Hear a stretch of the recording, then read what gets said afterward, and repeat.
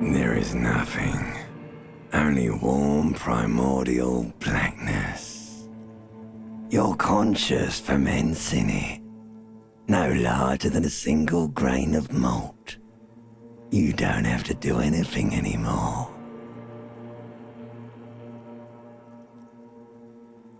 Ever. Never, ever.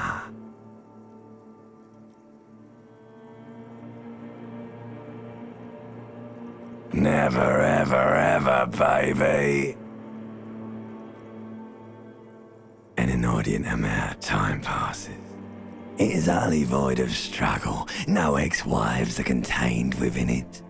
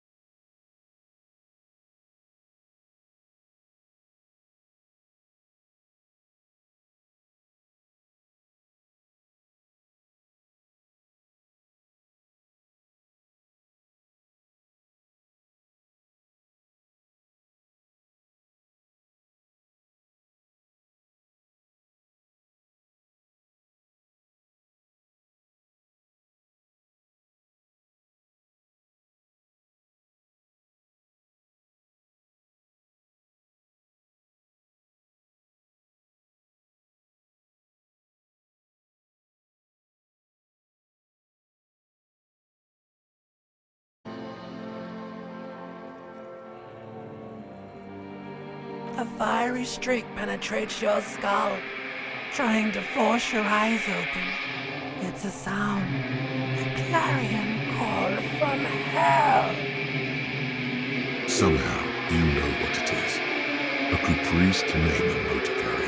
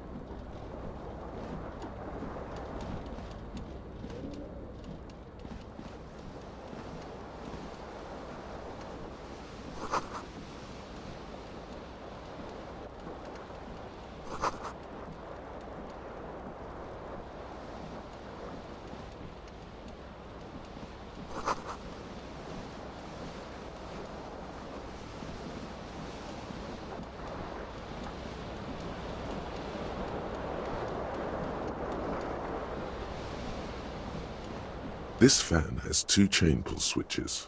One ends in a tiny fan, the other in a light bulb.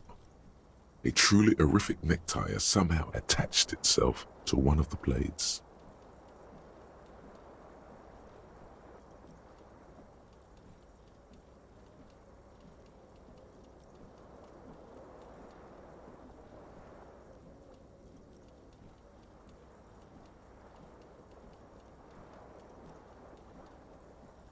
The blades come squeaking to a halt. It should be easier to reach the tie now. You swoop up and catch the tie. Snap! It's released from the blade. What you have in your hand is a truly hideous necktie, with 4 or 5 different patterns. The knot reminds you of a noose.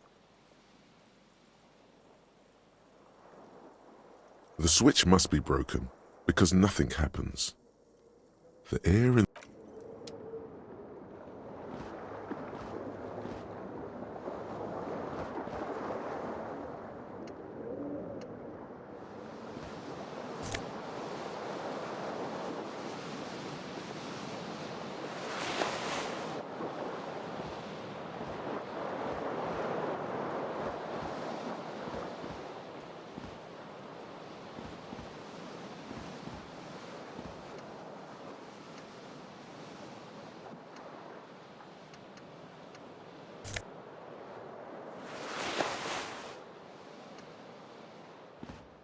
A mirror hangs above a bent and broken sink.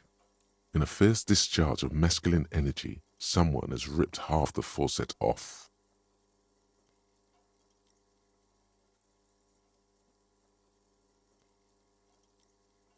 Was this not the same Elo that founds empires and lays waste to cities, virile, uncaring towards the little things? Probably not, no. Hot water sprays from the faucet's base, and steam covers the mirror. You cannot see yourself, just a vague impression of a man. Suddenly, you realize you have no memory of the face that awaits you there, underneath the soft vapor.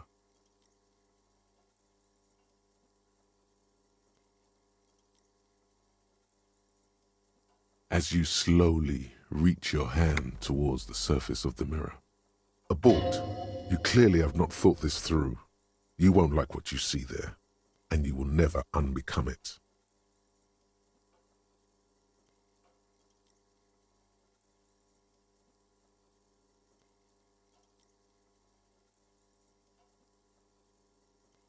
Behold.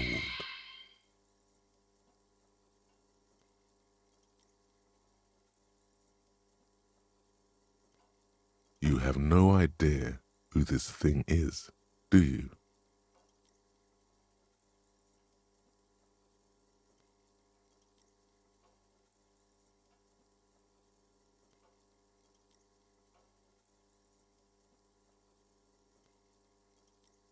It appears you're also dead.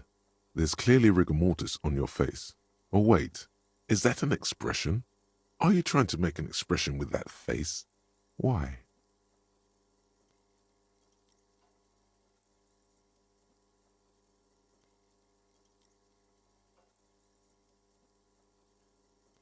Please stop. It's horrible. You're scaring yourself.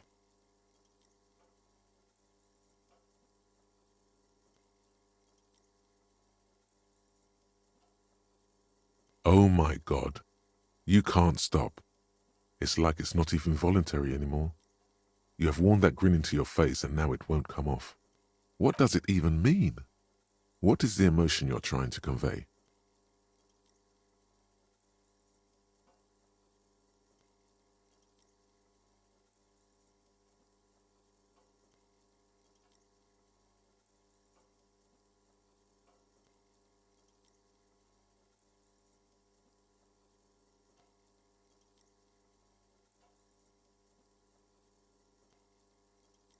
You are correct.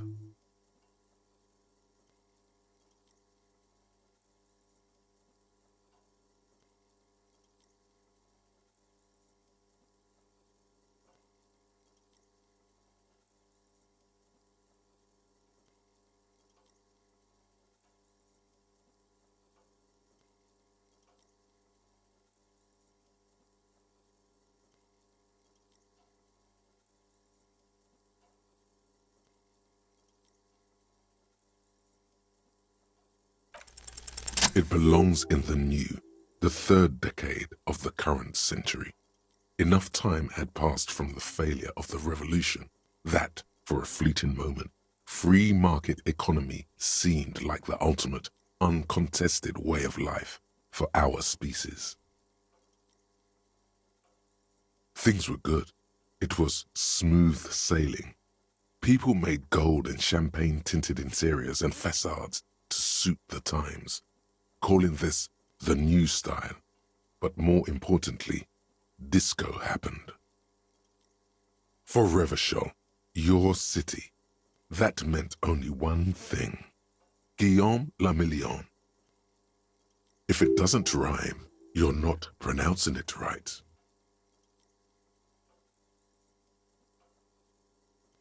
Out of the dazzling swirl of disco music, in an open-air boîte de nuit somewhere in Revachol West, Guillaume's blonde mane appeared on the screen. He sang some bullshit. Then he made the expression.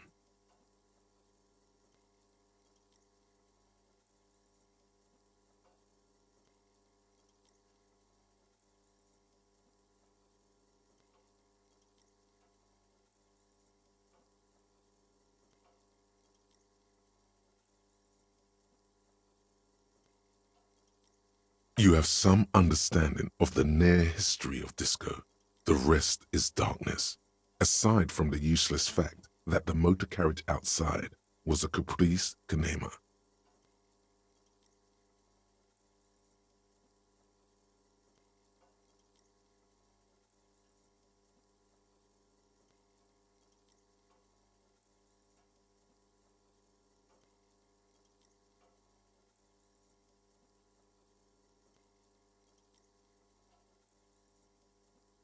Some 20-odd years. There is a vast ocean of time between right now and the expression.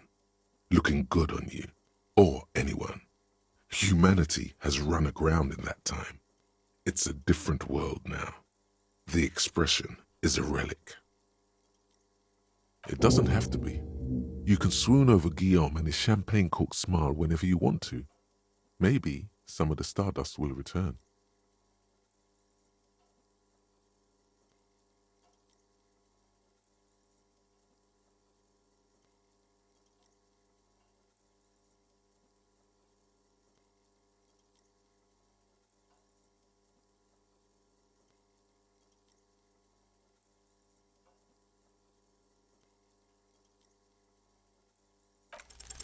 It's too late.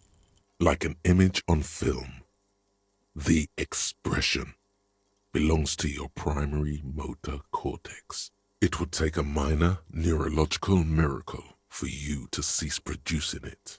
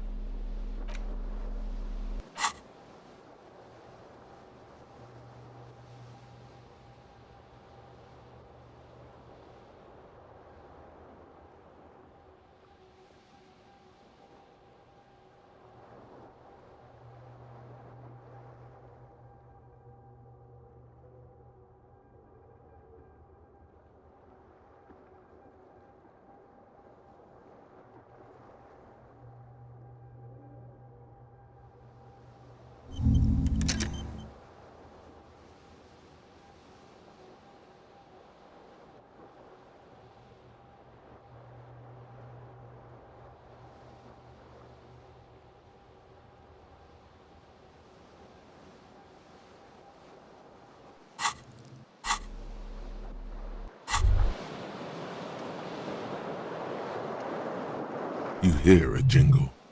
Keys are clinking in the pocket of your flare-cut pants. It says, whirling in rags, on the aluminium keyring. There is a single key on the ring. The number 1 is etched on it. It should open the door.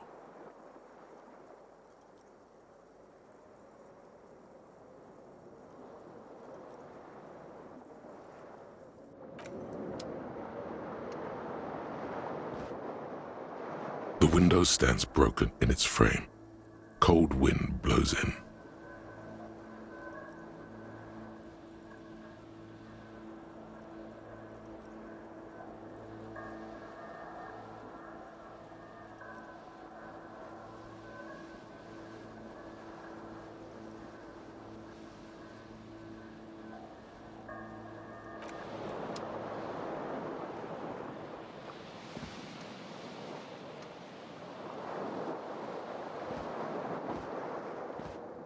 The window stands broken in its frame. Cold wind blows in.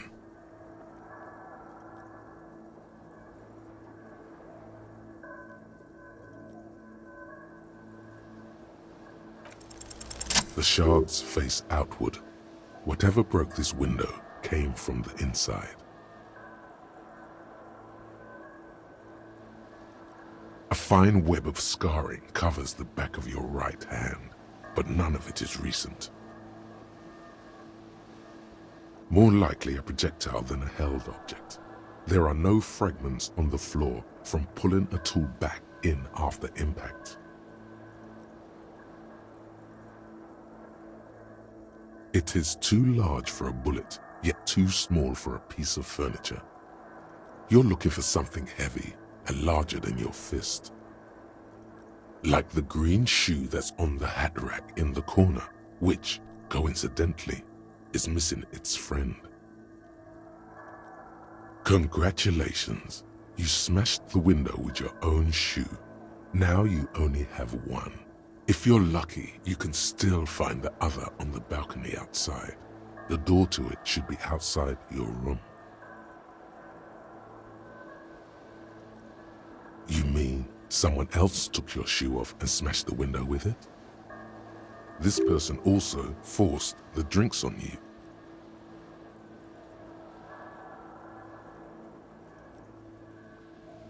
A cool wind gushes in. Your toes curl up from the cold.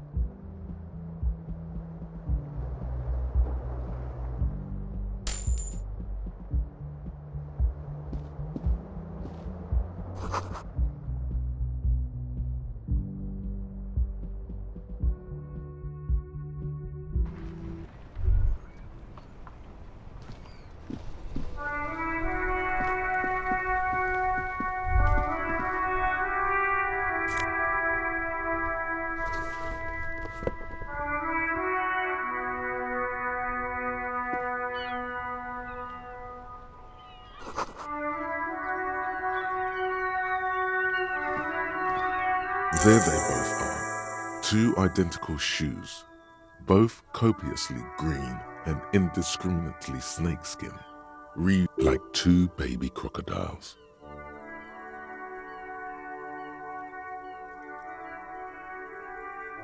Go ahead, just as long as...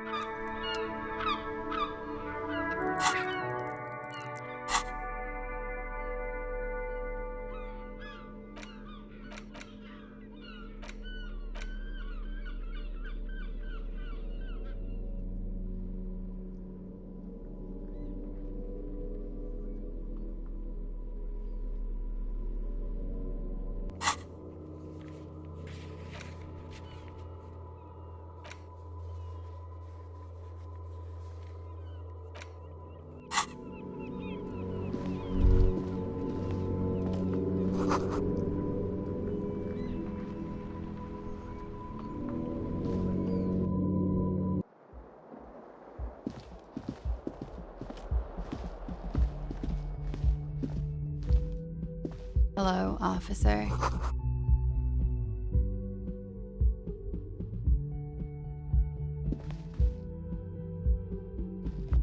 The young woman raises a cigarette to her lips. A silver jumpsuit falls off her like scale armor, sparkling. This is the sparkle of too many nights out on the city.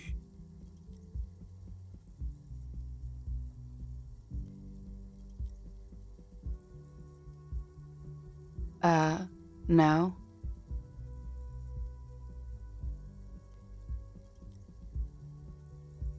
Because you're a police officer, sir.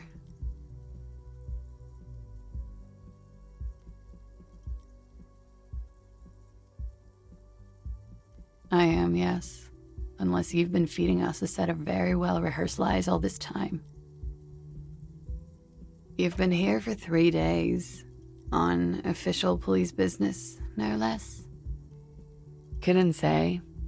In truth, so far, mostly drinking. You have no doubt about the drinking, but do you strike yourself as a tight-lipped drunk? She must have heard something.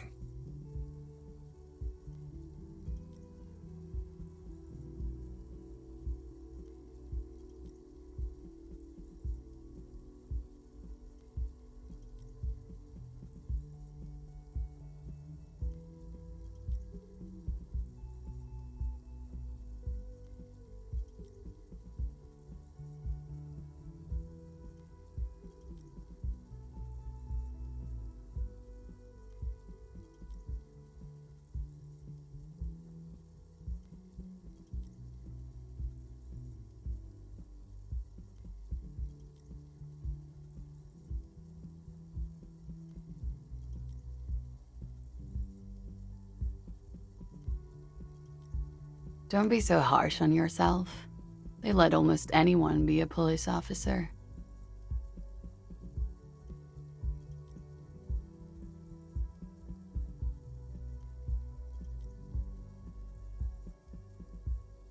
Could it be because of the drinking?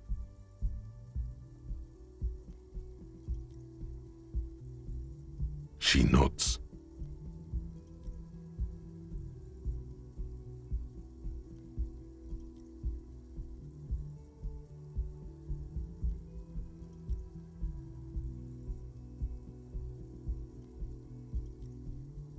There's a mercenary out back. He's been hanged. The body has been there for a week now. The locals probably got tired of it and called the cops.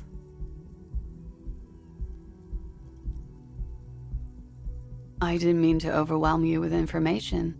You seem a bit lost, officer.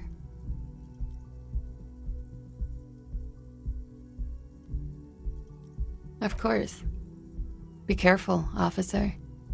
They don't like the police around here. She looks back at you, a light glinting off her eyes. Goodbye.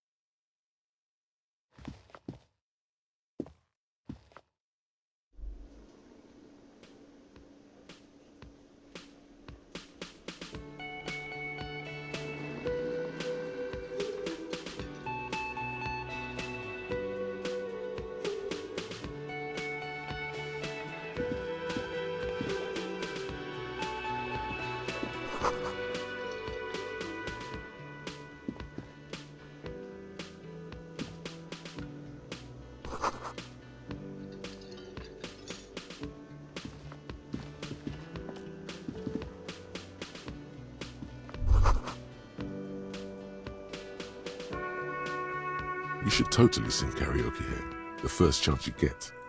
Your emotions need to be expressed. People need to know your vast, oceanic soul.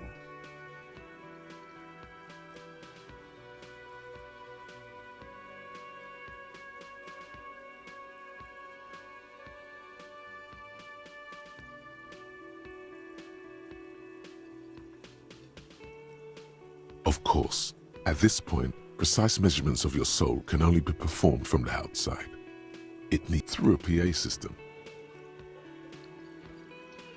by other people.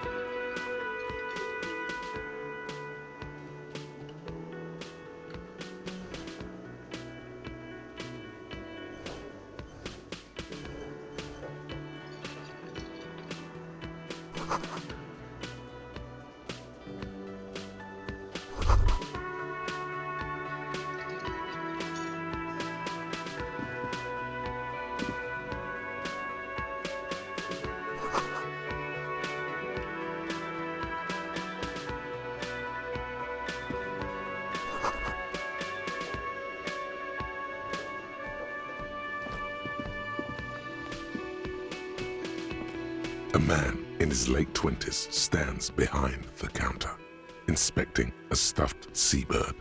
As you approach, he gives you a sideways glance, then looks down again. That was disdain in his eyes. Even now he's purposely ignoring you.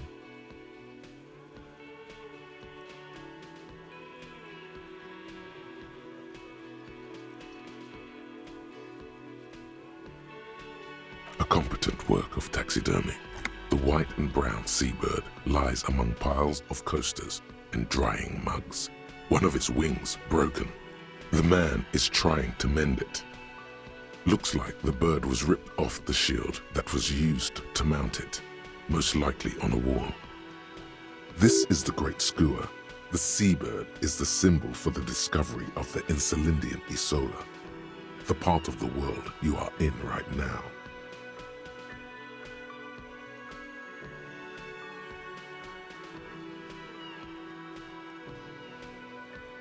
Look, your buddy is over there.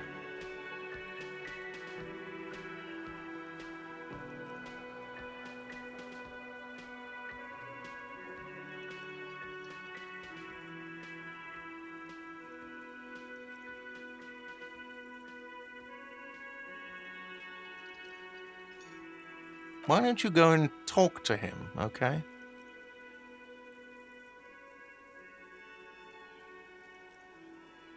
He pretends not to hear you, concentrating on the bird instead.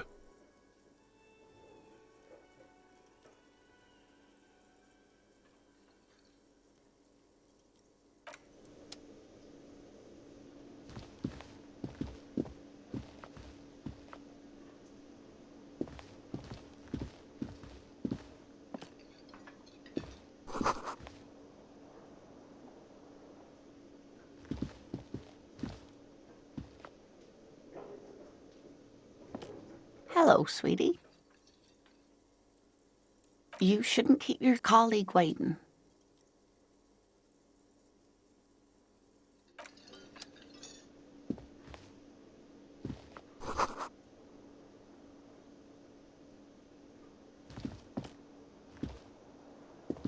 A bespectacled man in an orange bomber jacket is tapping his foot on the floor.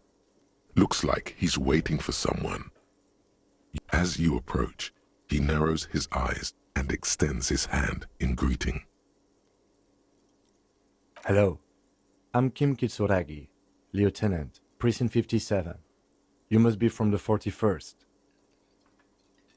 You realize He's waiting for your name.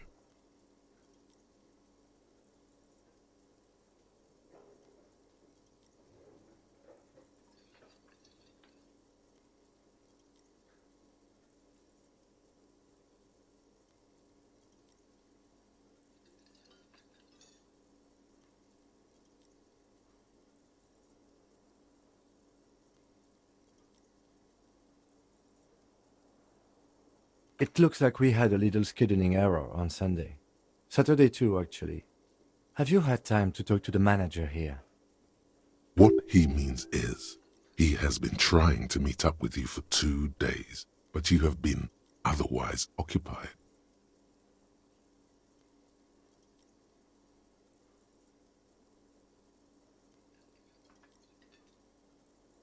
If you don't mind, we should talk to him again. Ask him for a rundown of the area. Now that I'm here as well. I understand the scene is out back, right? It also wouldn't hurt to assure him the police are finally here. In full force, I mean. Have you mapped out the initial interviews?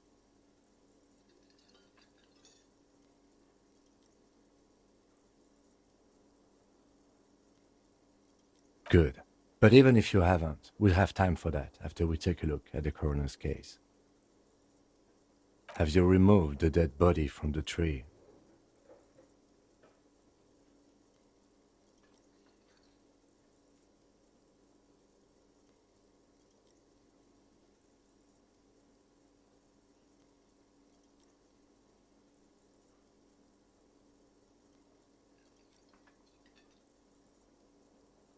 So, the body is still in the tree.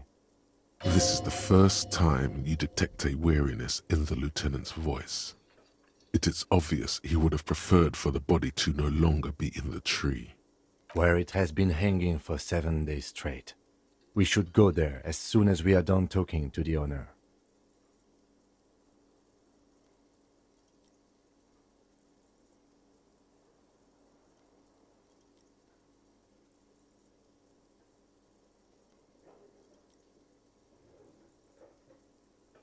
After you, officer.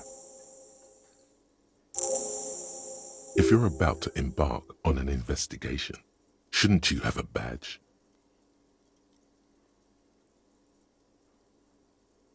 You mean you don't have a badge?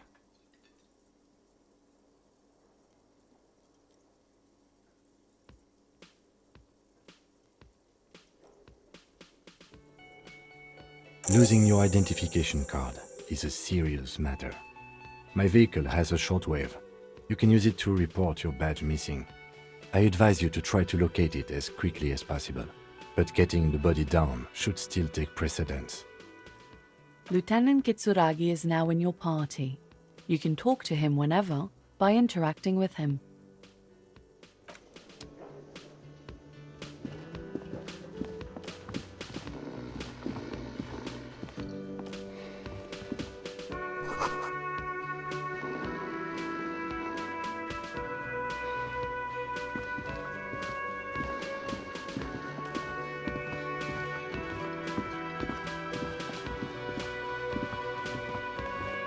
The man with the unimpressive beard notices you approaching.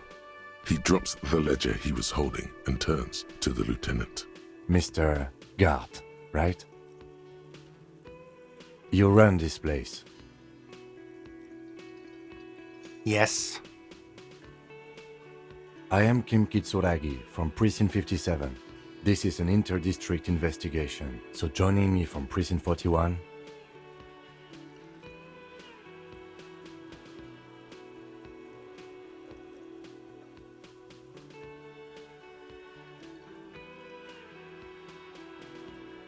Right. Now, I know it took us a while to arrive at the scene. It also took you a while to call us and report the dead body. It was you who placed the call, yes? No, I only just got here. It was probably Sylvie who called you. She usually works the bar here. I'm only temporarily taking over her duties. Do you have her number? As a matter of fact, I do.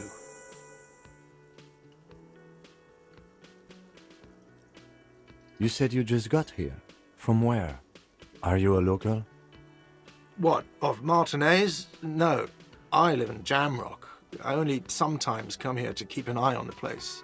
This is just one of the many cafeterias I manage.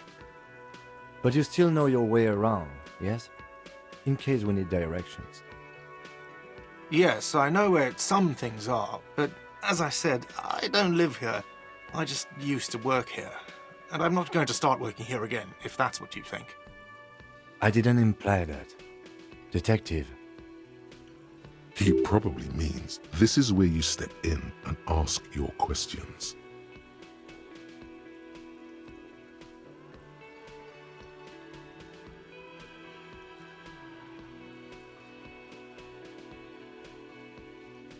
His face expresses profound doubt in your having this.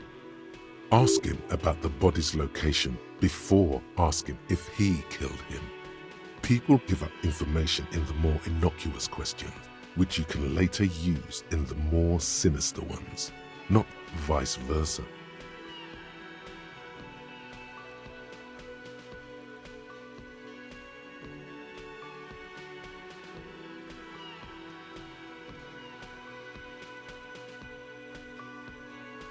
Behind this building, there's a courtyard. They hoisted him up on a tree there.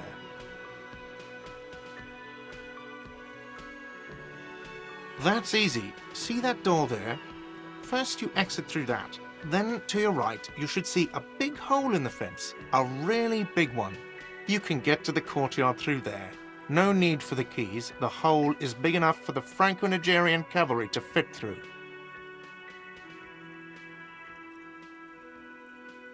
I don't know who killed him. I'm not the police. That's your job. This is it. He said they hoisted him up on a tree. Who is this they, if he doesn't know?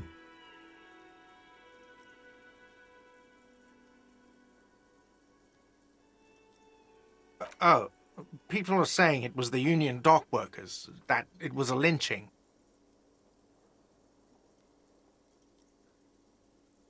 The locals, the customers, the people who eat here, a lot of dock workers eat here.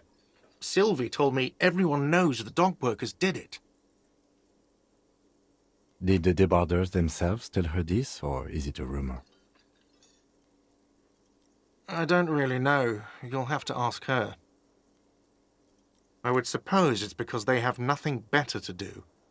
You mean the strike? Yes, the strike. The man they hanged was a security guard for the harbour company, I hear.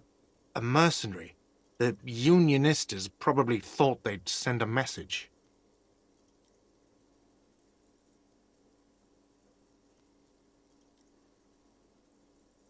The lieutenant turns the page in the little notebook he's been scribbling in. She went away because none of your business. Have they not been telling you you're a cop?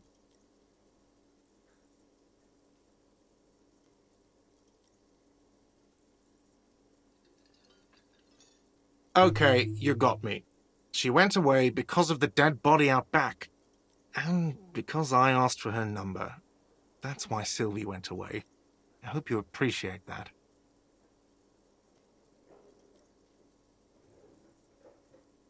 Thank you.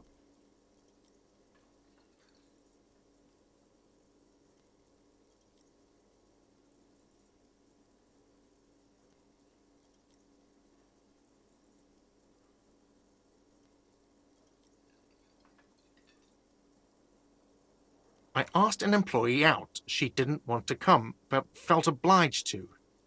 It was a bad idea. Now, what is so goddamn fascinating about that for you? It's got nothing to do with the lynching.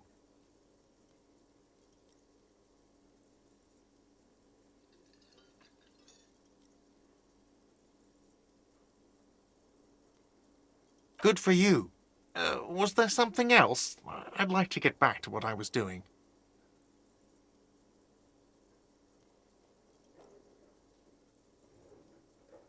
Let's go. Not so fast. You owe me 130 real.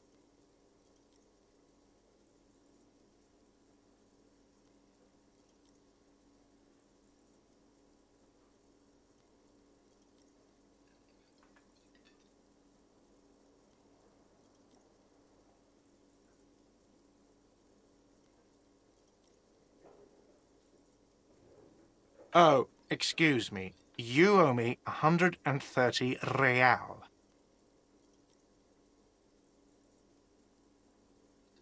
The IIR, or Inter-Isolary Real, is the global reserve currency. Whatever part of the world you're in right now, it's safe to assume he means you owe him some money.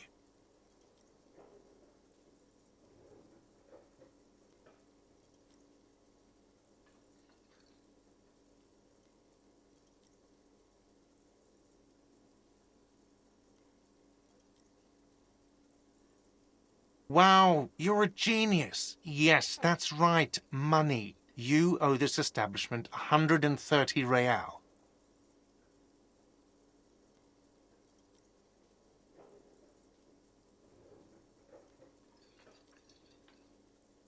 Let's see. 3 nights at a tariff of 20 real comes to 60 real. Then there's the window you annihilated. The hole in the window was the first thing I saw when I came to work. So don't try to tell me you didn't. That will be 40 real in damages. Another thing you've annihilated is half the bar. You've run a tab of 30 real. Actually more, but we'll round it down to 30 for your hard work maintaining the stability and order of Revachol. That's 60 plus 40 plus 30 equals 130 real. And yes, real is still money.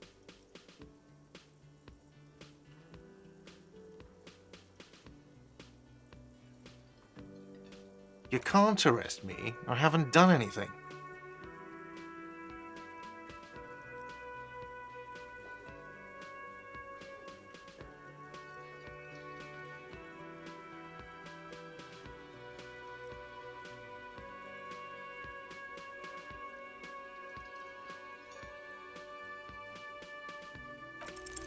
The words leave your mouth as if walking up the stairs. Everything is going fine until you reach the end and take one step too many.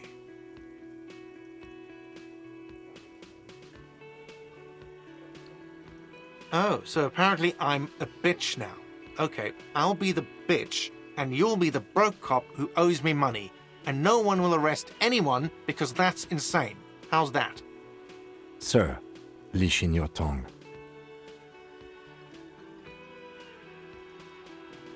The words nail the man to his place. Unmoving, he stares down at the counter with his cheeks reddish.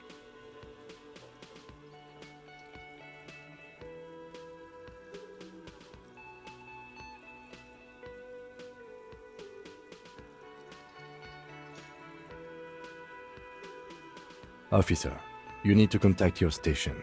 Ask your people for assistance with the money you owe this place. There is a shortwave radio in my car. When you get the time, use it. We need to get this investigation started now. I'm sorry, but I can't let him stay here if he doesn't pay. He's 3 days on the slip. If he doesn't have the money by tonight, he'll have to work this from home.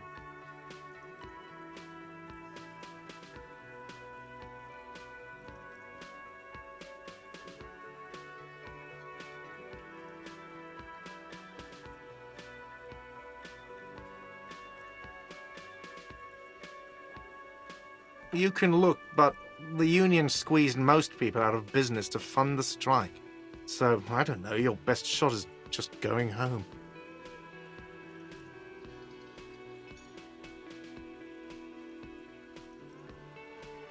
No, there's no need. Let's go. Goodbye, sir.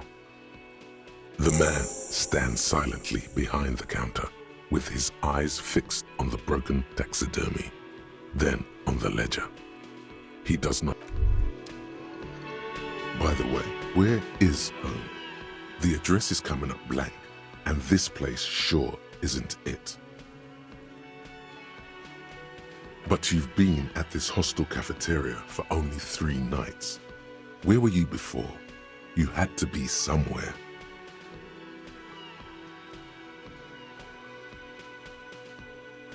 You don't really know, do you?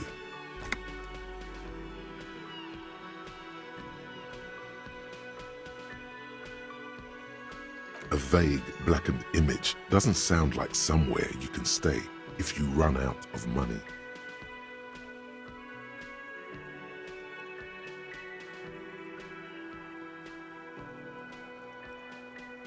You can try, Run some addresses in your head when you get the time. Maybe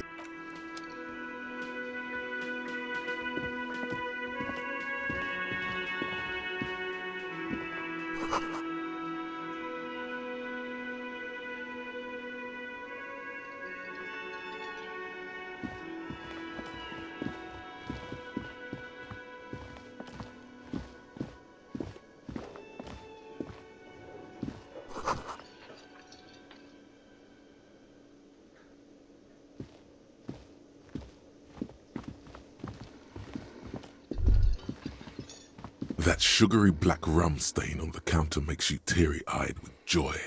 It's almost touching how syrupy and sticky it is. How long have you been up already?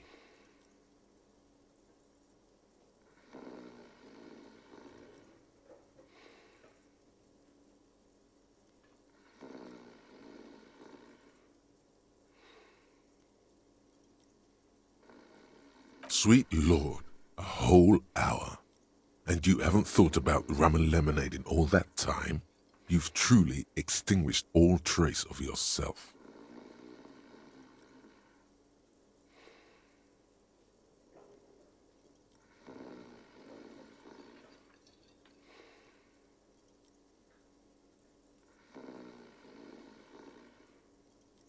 Maybe later? What is this? Casual Friday? What's with the lackadaisical What happened, man? You used to be cool. Go get your boring normal person drink then. Get your drink on and your act together.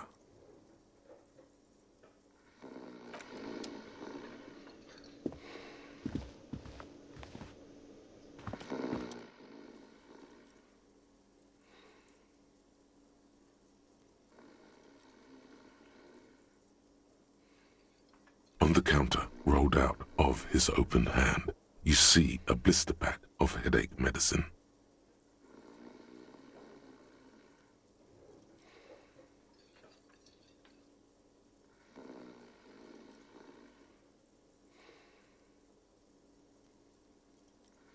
The man does not mind. You probably need them more than he does. You've just picked up some magnesium. This item is stored in the bottom left corner of the screen above your character portrait. Use magnesium to heal your morale if you have morale damage.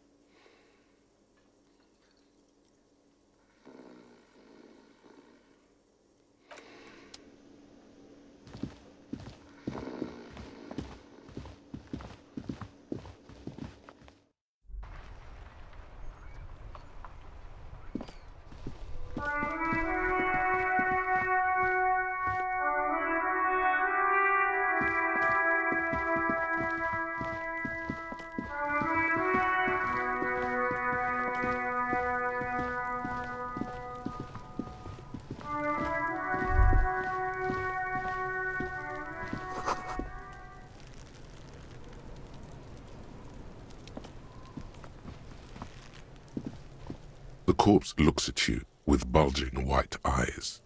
The face around them does not look human. It's swollen and ready to burst. His lips are fish-like and his tongue like a ball gag in his mouth. You seem to be holding your breath.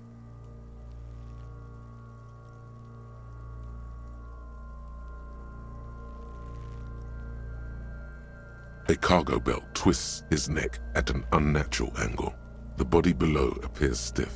It's letting out an ungodly rot. The smell seeps in even through your clenched nostrils.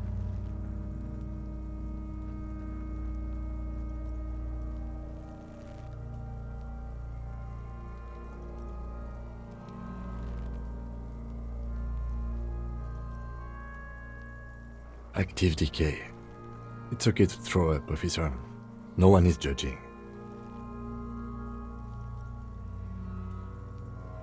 He's about to blow! Cop's gonna blow, Kuno!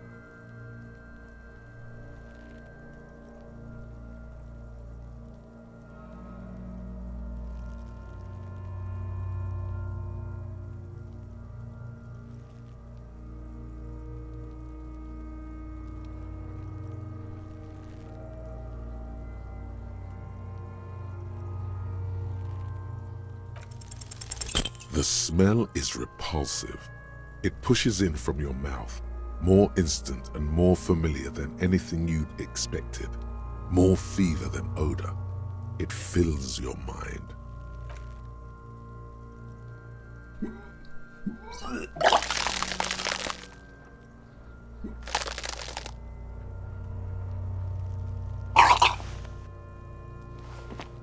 You feel a great force wringing from your stomach. Your body curls and pushes it out, burst by burst, until a pool of vomit lies under your feet and your throat stings from the stomach acid.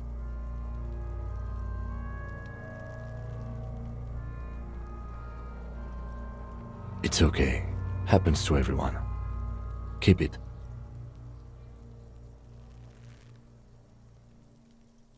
The hangover is clearly making this worse for you.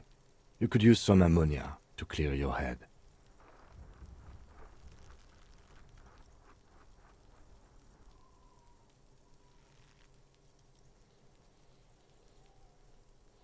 If you can handle the headache, some officers use it to deal with cadaverine odor.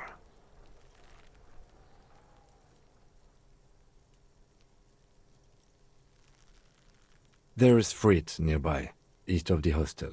They usually have a small apothecary. If they don't... There's a greenhouse here, and a gardener with a wheelbarrow on the corner of the whirling in rags.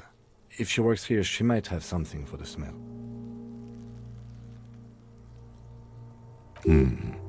Pretty clever. Acquiring ammonia will provide a modifier to the white check. Modifiers make checks easier and allow you to retry them.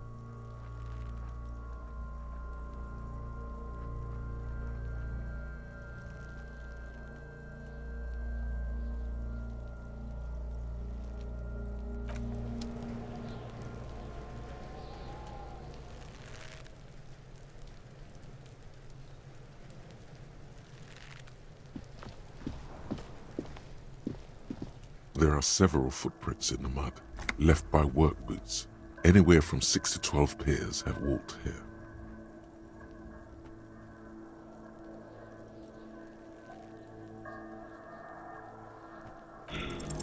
What do you think you are? A super detective? You're hungover. These are just dents in the mud. No pattern emerges for the time being.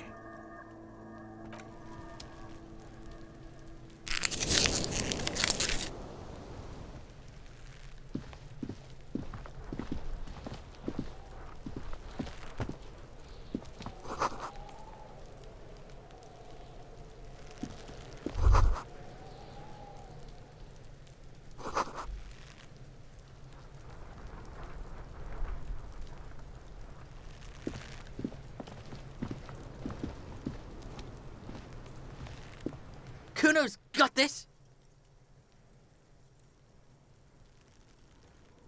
If there ever was such a thing as an ugly kid, then this is it. He's almost exquisite in his ugliness, like a gremlin. Oh yeah, nappa comfy, Kuno!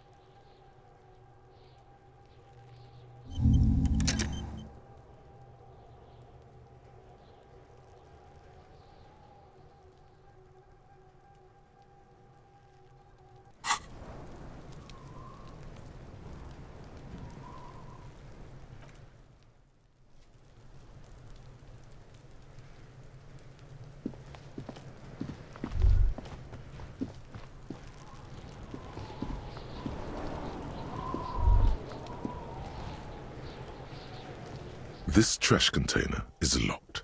The sliding lid has a padlock that says, "Whirling in rags." The body is downwind from here. Maybe you prefer the smell of garbage to the smell of death. We could try using a pry bar. There's one in my motor carriage, or...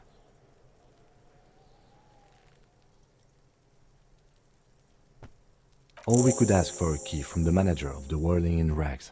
He probably has one. He might also have information. This is better than the pry bar idea.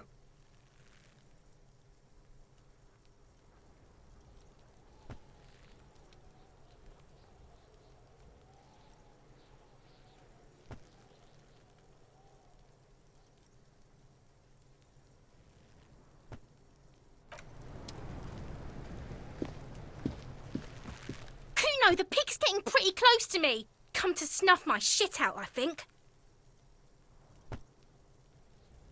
Looks like it's time for me to go, Kuno. Pig's come to take me in.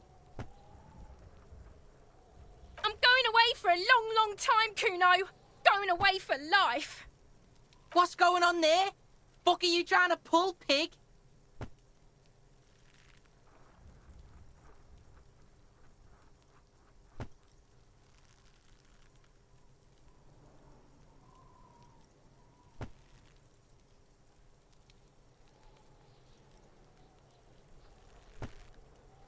I come from the woods, good Davidu. You don't want to go there with me. You don't want to see what I've seen. Don't be traumatizing here. Get the fuck out of here.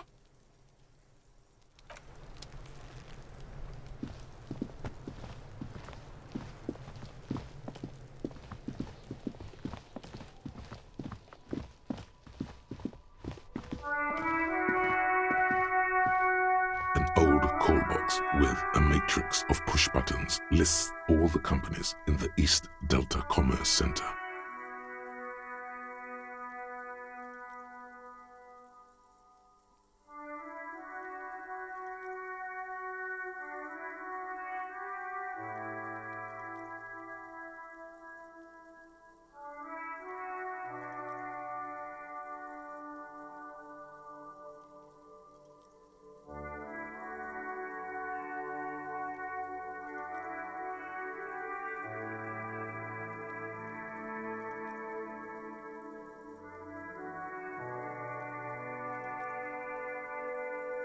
Nothing happens after you ring the doorbell. They don't want to talk to you.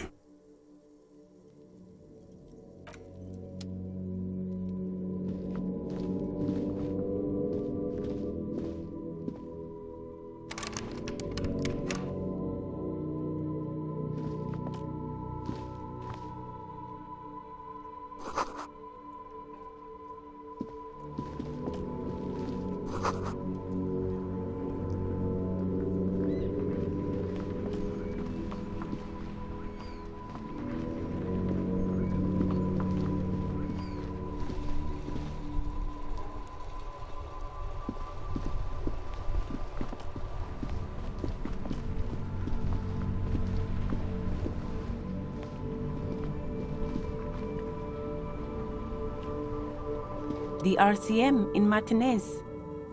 What can I help you with?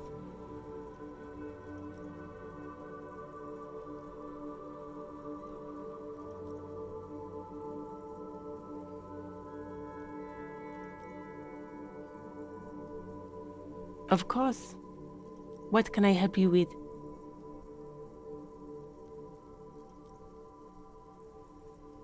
Sure, I'm done with it. Go easy on that stuff. It gave me a terrible headache. Of course. I won't hold you back.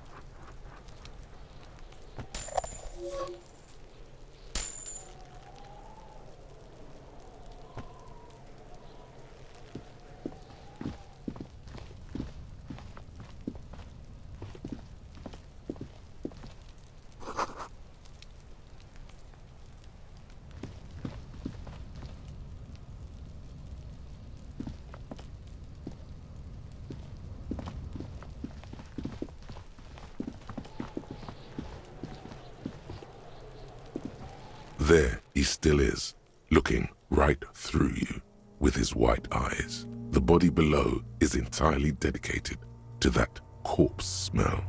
Emitting it is all it does now.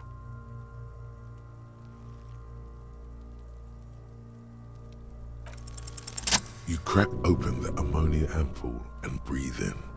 The odor of death is still stronger. It's a spell of the mind telling you to run, and your stomach to wring itself empty. With your eyes squinting, you stand in it. It's a puzzle. What's hanging in front of you is a puzzle of decaying flesh, tattoos, and tendons. The man before you is naked, but for a pair of underpants and enameled boots. His skin is greenish, marbled with decaying veins and blotched by lividity. A fading web of tattoos covers his chest and shoulders. The cargo belt used to fasten him to the branch above appears industrial in strength.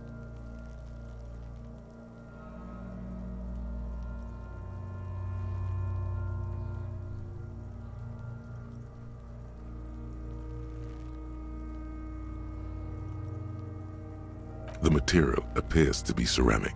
Its clean white stands in stark contrast to the decaying flesh above the knee. The man wore thick polymer socks, probably for padding. A fine array of interlocking plates covers them. Delicate and fragile, they feel alien to the world around you, out of place somehow. These are clearly not boots. They're armor, possibly part of a larger set. Indeed. Technically speaking, these are sabatons, not boots. Oh, the lieutenant uses a mnemotechnique A6. That's not just any notebook, it's a classic.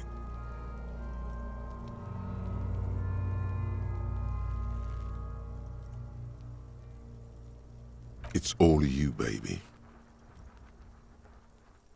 Ceramic plate. Zirconium dioxide, most likely. This is where the make would be. Under the heel. Fair weather. Fair weather model T500 VE.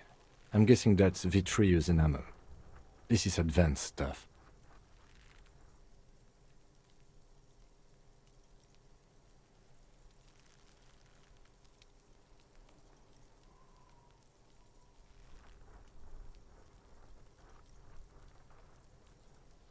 A small bell-like sound fills the air, like tapping on the side of a porcelain cup. It's anything but. This material is a kinetic redistributor. It spreads kinetic energy horizontally, from plate to plate, dissipating it entirely. See? Faint, organic lines cover the plates where they separate into smaller ones. These plates then divide into smaller plates, until there are hundreds of them altogether. Like whirls of floorboards, the design looks organic, influenced by highly resistant wood materials, like lignum vitae and ebony perhaps. If trees were made of porcelain, this is what their cross-sections would look like. The smooth, glossy surface fractures into ever more intricate interconnections, peaking on the right sabaton, where you notice. The whorls are in the shape of a letter and number combination, E50, 100, 1000.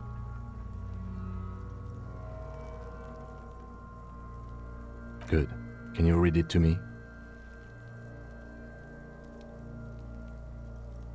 X5415 6745 678222.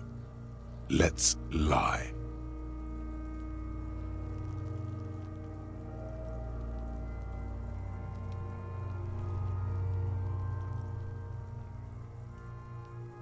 That doesn't sound like a serial number.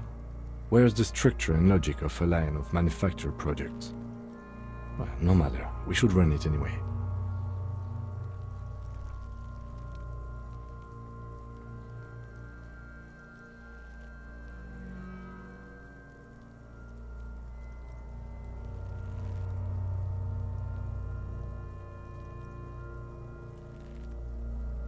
True, it didn't have the cadence and logic of a real manufactured item.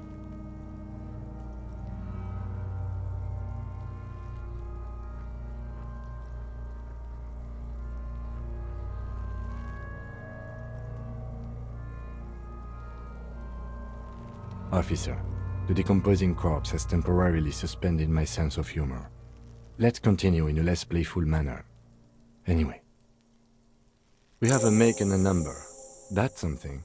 We can use the radio in my kinema when we're done. Either station can chase it for us.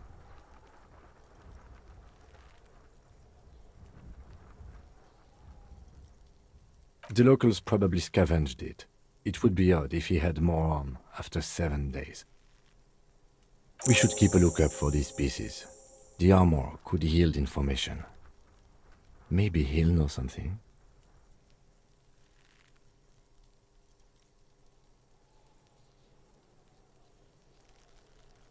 No, he must have worn something precious underneath his clothes. They've removed all his clothes to get to it. They did not just strip him for the putrid rags.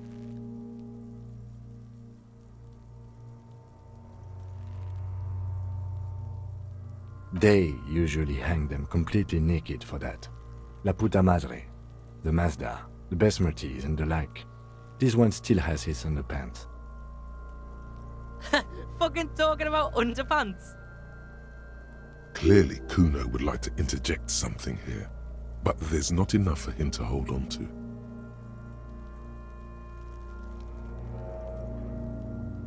The stench fills your nostrils.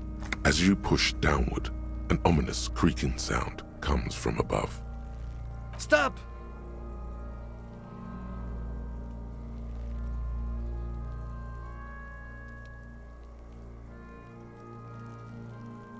Pig's gonna pull his head off.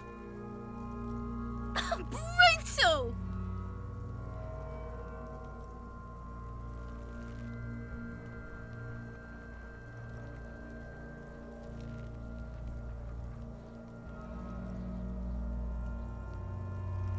What's wrong with you, asshole? Where's he letting go, Kuno? I don't know, baby. I don't know why he's such a... Officer, if I may ask, what were you trying to achieve by putting on the deceased foot?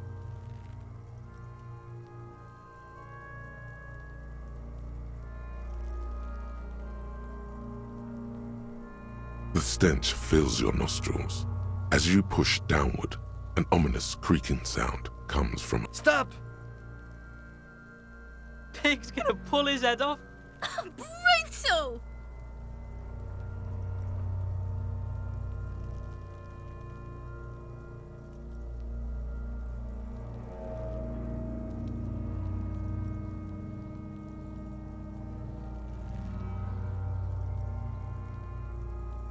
You're about to pull his head off. Do it, homo!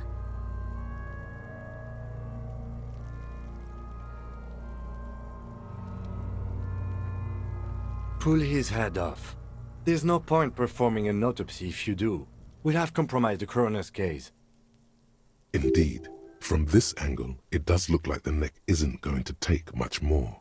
Being dead for a week is all but liquefied. What are you trying to achieve anyway? Why are you hanging on to that boot?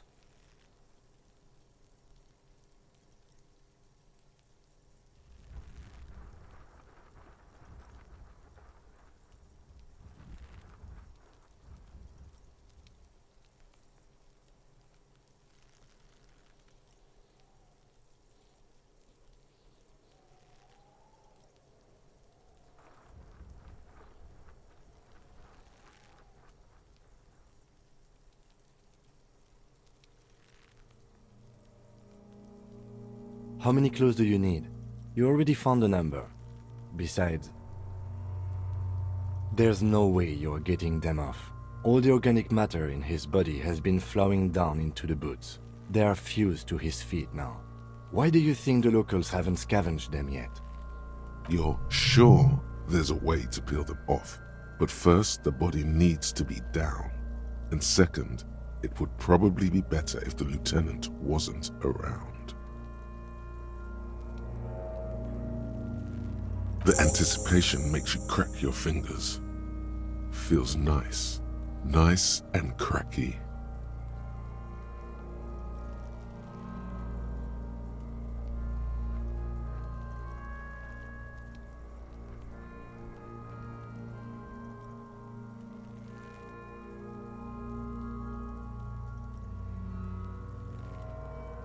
Processing will take care of them. With the situation in the morgue, it will yield nothing. But we must pick our fights. Should we continue?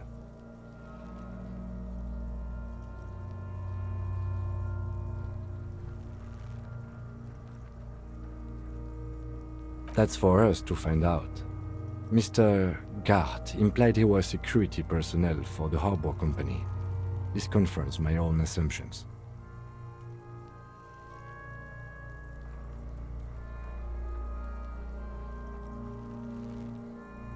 I agree.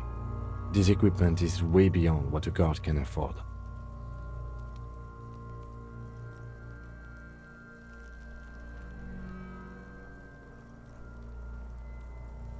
The cadaver slowly twists on the cargo belt, his torso covered in tattoos, and extremities blotched pink and blue. We should have a look at that belt before we even consider taking him down. It looks worrisome. The hangman's knot is pulled tight by the weight of the corpse below. Yellow, hard-edged polyester cuts into his neck. Above, a sliding buckle ties the belt to the branch. This is a steel-reinforced cargo lashing belt, big brother of the regular cargo belt. It's used for tying cargo under six-rotor airships. Airlifting. I thought it was used on lorries for strapping cargo to them.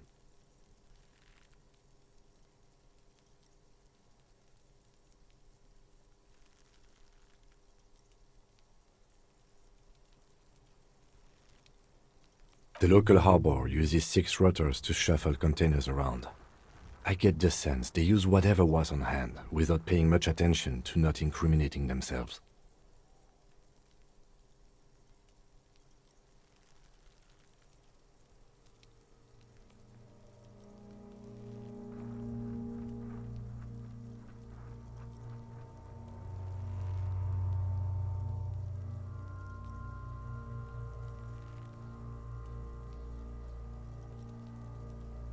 I was afraid it would be.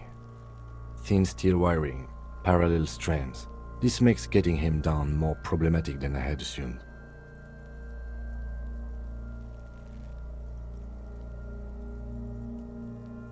A noose is one of those things that's easier to use one way around. That ladder can't carry a grown man. I didn't see any splintering either, did you? I think they lassoed the branch, then pulled on the belt to close the buckle.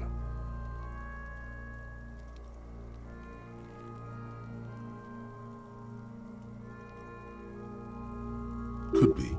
The shape of the branch supports the theory.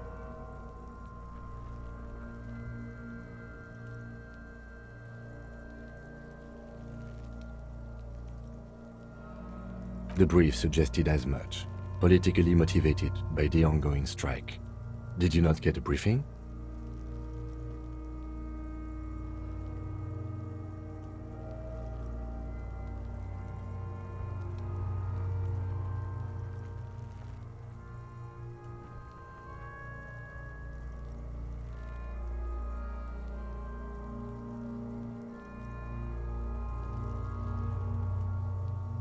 Then you should ask me the first moment we get.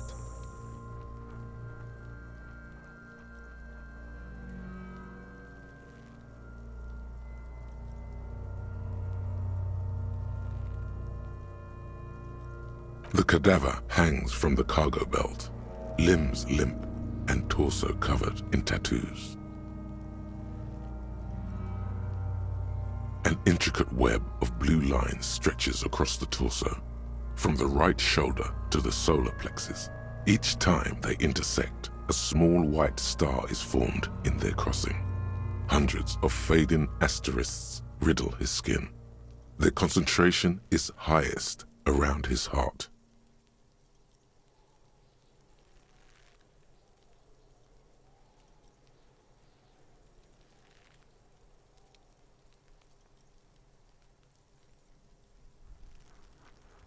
A map of the stars. I do see some similarity to astronomical charts. Great century Messinian, maybe. But this seems more particular. Customized somehow.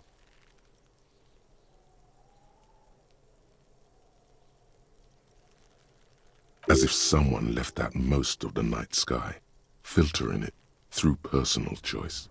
The principle of this filter remains unknown to you. The thought dissipates, and you feel as though you were only half right. So am I.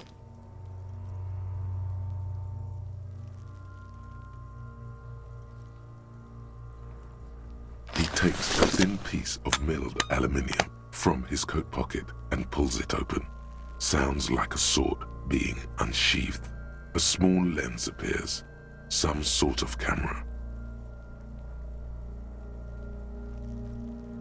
Shit, Kuno! What the fuck is that? An instant color camera.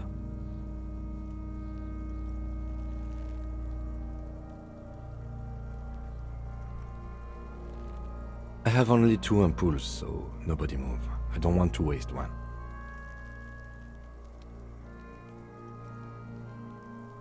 A sound, a shrill flash, followed by the breaking of a small ampoule of glass.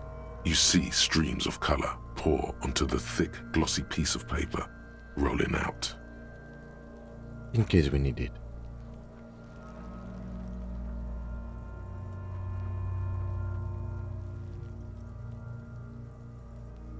Yes, it is pretty cool, isn't it?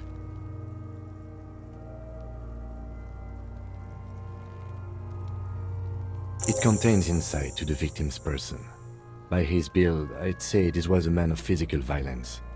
The story he wanted his body to tell was important to him. It is his letter, to us. Someone should decipher it. We'll need to show it around.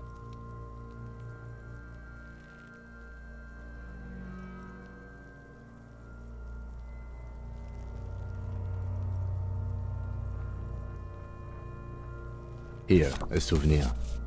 Don't lose it. The glassy-eyed corpse looks by, his mouth mute and his skin as colorful as the chemical rainbow on the photo paper, teeming with opportunistic organisms. You've acquired an interactable item. Investigate this item further by going to the Interact tab in your inventory.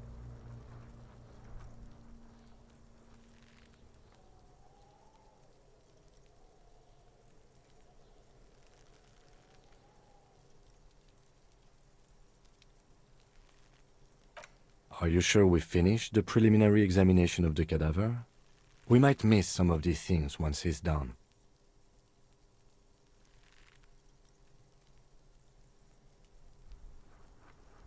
The cadaver slowly twists on the cargo belt, his torso covered in tattoos, and his eyes are milky white and blind to the world. Protruding comically, dark brown hair grows on his head. His face is ready to explode from the organic processes inside. The death's head grin has passed. What remains is an unrecognizable mess.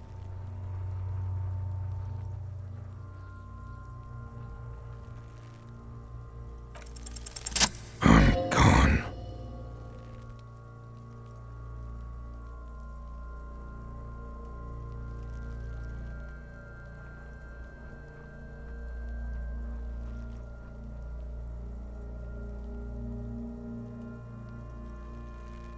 I'm a joke. Look at me.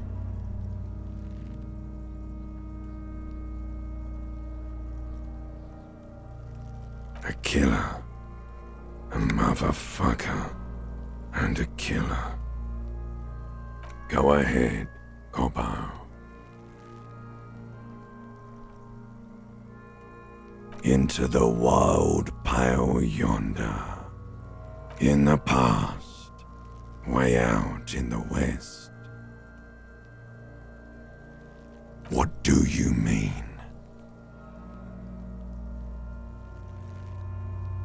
It's the power of your humanity. Imagination. Go ahead. Ask me more questions. You fucking love questions. Do I remind you of someone? A child born with Muller's disease, harlequinism, grown up miraculously.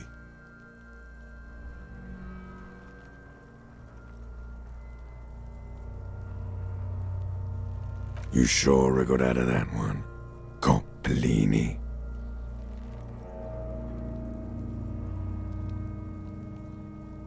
Come back later, Coppo. Amuse yourself with my frank manners and my memento mori features. If possible, also, see me in your dreams.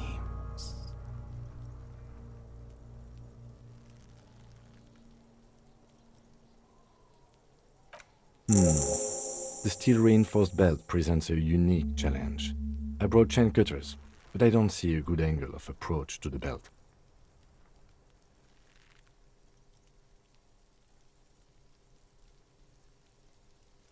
He doesn't actually think the challenge is unique. He thinks it's frustrating, annoying, and harder than he thought. The cadaver is a good 1.2 meters up. Neither one of us can reach the belt without assistance. And even if we do, there's the question of cutting the airship strength material.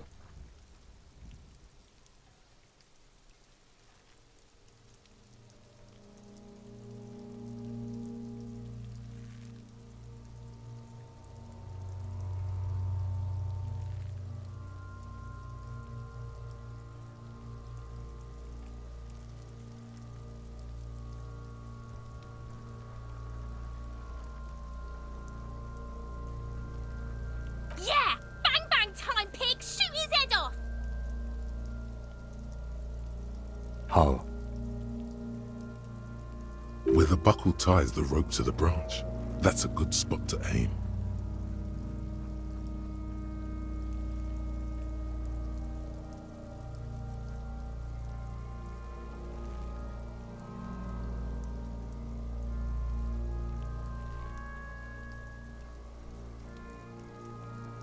Where? Ah, yes, I see. If the shot hits that, there might be a chance to release the belt. Yeah, now we're talking. Entertain a Kuno with some shit. They'll miss! The pigs will miss Kuno!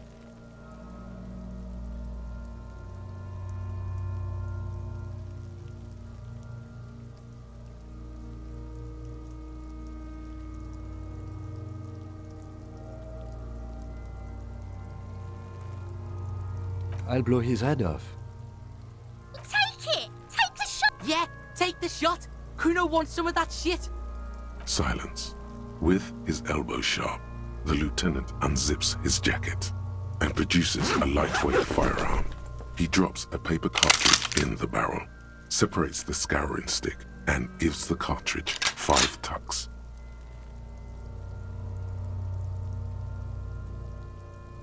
That's a Kiel A9090 Armistice, mass-produced muzzle-loader, ascetic, frugal, one of the most common firearms in the world.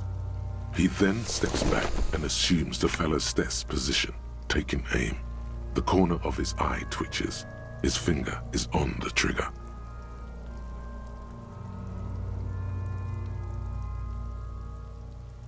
He's gonna fucking miss! The kid's voice is drowned in a shrill blast that echoes off the walls of the surrounding tenements. A cloud of smoke slowly parts in the air as the lieutenant steps back and says to himself, God damn it. Fucking idiot! Mukafa asshole! Kuno could have hit it easy, but then Kuno's not fucking handicapped, is he?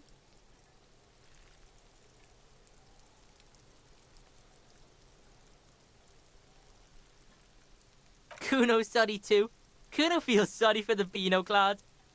The lieutenant doesn't say a word, just looks at the gun in his hand.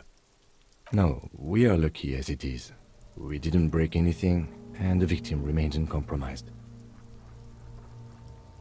Any more mistakes could put us in an unfortunate position with the locals. We have eyes on us. I didn't do us any favors with that. I have to say, it's beginning to look unlikely we can get him down without assistance.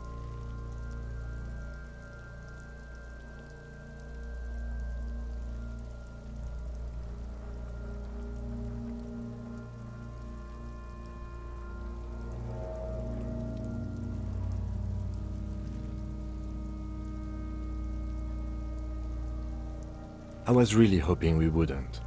The Union appeared to be suspect in this case. It seems like a dangerous route to go down. I would really prefer if there was another way. These people might have an agenda.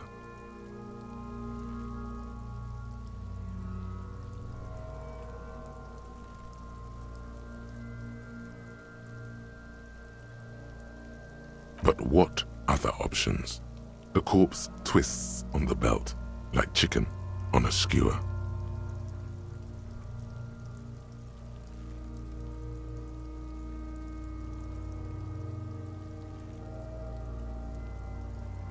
Climb up there and saw the branch? There has to be a less risky way, with less falling down of trees.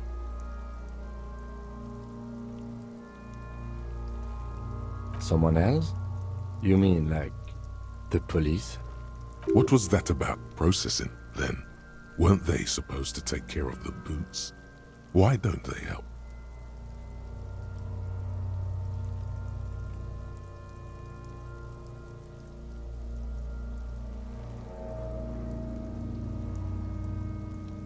No.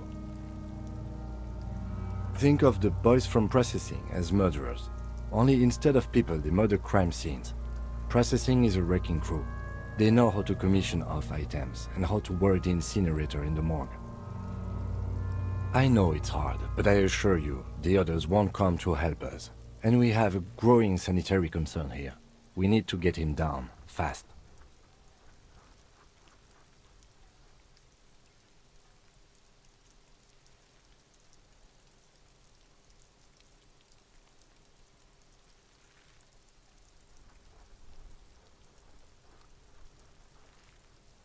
It's bad as it is, us shooting firearms like punks here.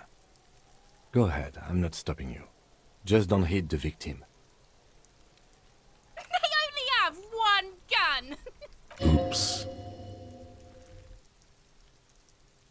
This is the sorriest pair of pigs Kuno's ever seen.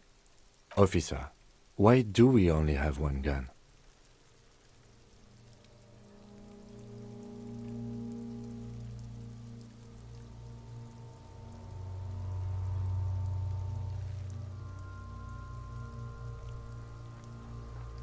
That is even more unfortunate than the badge.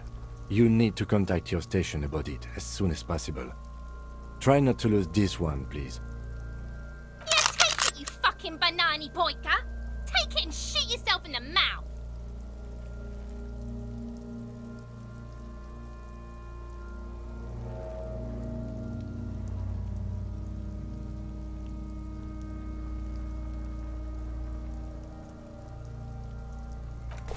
The buckle comes into focus in your sights. You stand with your feet planted firmly in the ground and your left hand supporting your gun arm. Why don't you just shoot yourself in your mouth?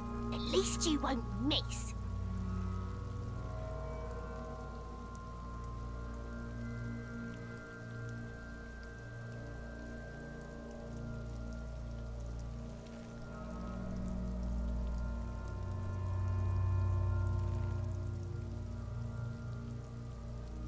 Or what? You gonna fuck me? You wanna fuck me, pig?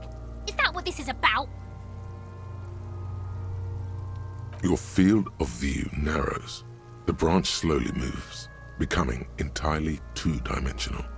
The metal buckle glimmers, slick with the falling rain, the slow movement of the branch in the wind, and your shoulders directing the gun sink up, dancing hypnotically. Look, he's crying. You gonna cry now, fucking faggoty?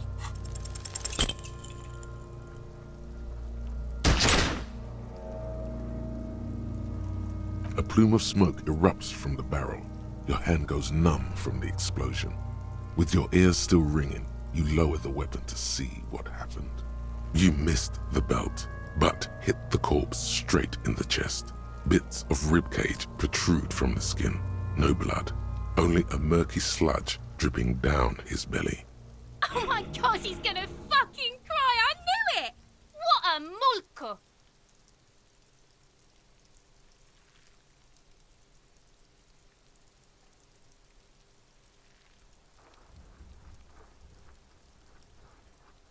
The armistice is sufficiently precise, officer, especially at close range. It's not the gun's fault you can't shoot. It's your pig hands. Pigs don't have hands. They have, like, fucking hooves or something. Kuno has hands. Kuno can shoot that shit down for you.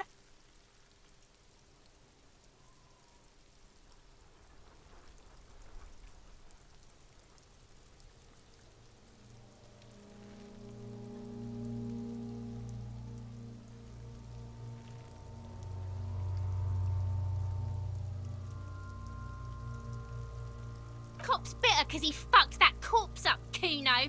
What a fucking kurpiller. We still need to get him down, somehow. The bad way. The way I didn't want us to. By asking the harbor for help. They have the tools and the men. If they put him up there, they can take him down too.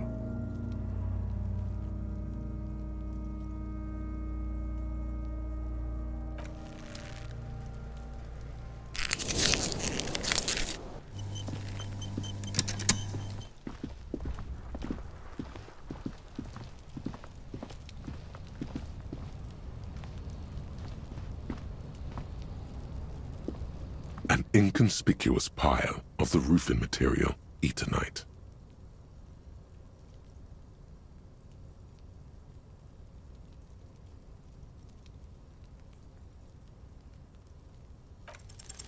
Because it's nice and orderly, well-laid pallets, easy on the eyes. Rhythmic pattern calms your mind. Mammals like this stuff.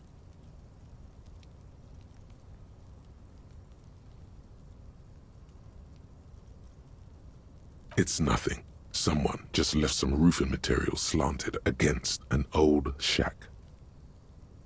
Glad you asked. When junior researcher Olari Tal invented Eternite in the Vatna Polytechnic Institute some 30-odd years ago, he thought it would last forever. Hence the name, Eternite. Sadly, the only lasting thing turned out to be the material's highly carcinogenic effect.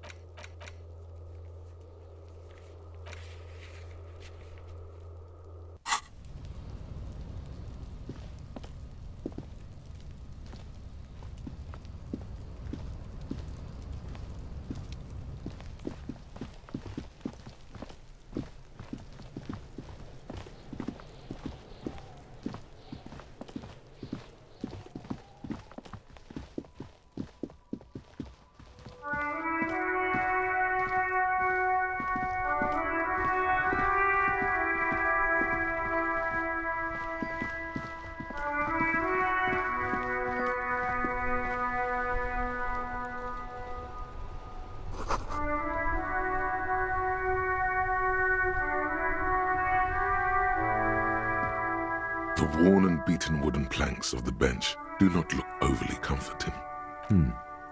We can sit on benches after we've solved the murder. Let's go. You can revisit the bench if you ever need to pass the time when Lieutenant Kitsuragi is gone.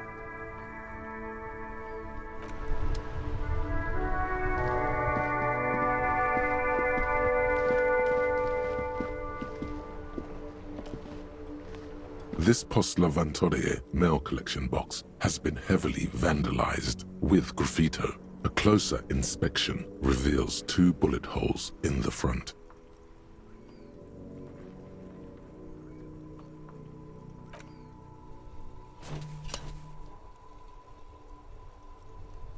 The box seems happy. Eat shit pig, fucked by the coon, and St. G with a crown have been scribbled on it. Jenny is a whore, and best set mailbox also.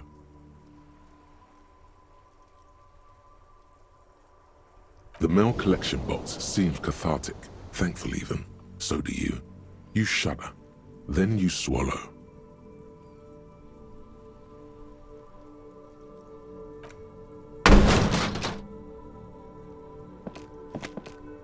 There is a hollow ring as you kick the box. It sounds like it's mostly empty. Your toe has suffered damage. It hurts. Cool.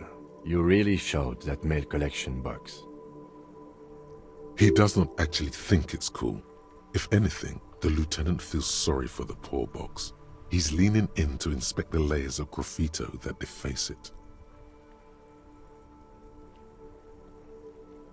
The lieutenant pats the box on the head, ever so slightly, before...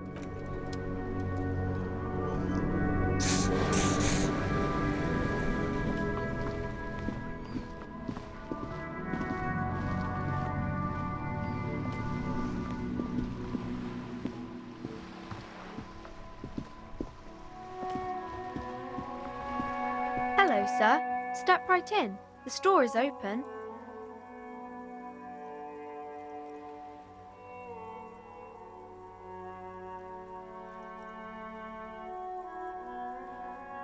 Are you interested in a new and exciting book?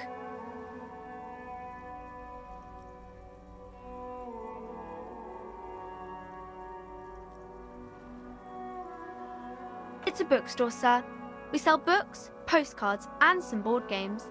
It's called Crime, Romance, and Biographies of Famous People. Books? Postcards? Easy. Even a kid would know all of this.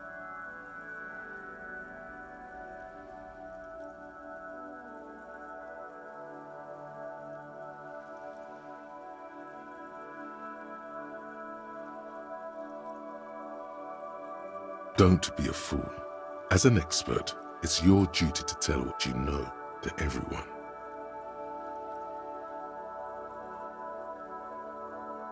Sir, are you okay? You've been standing here silently for a while now.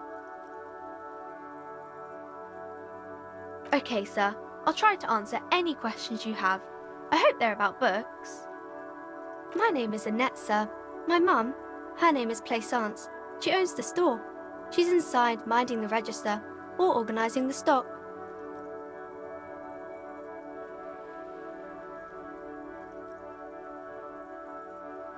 Feel free to step in and browse our wares.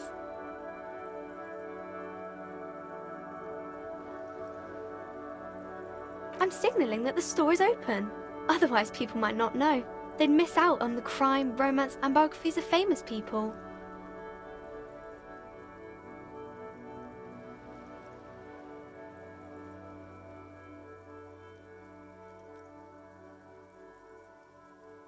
Oh no, sir. I'm happy to help Mum by luring in customers.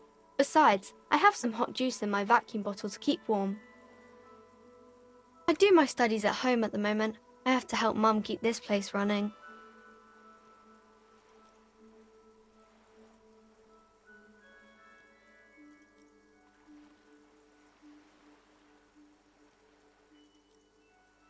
Mum says it's necessary to do both because it builds character.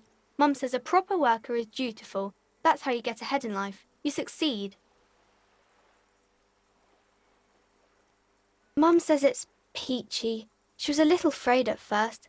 There's talk about this house being cursed.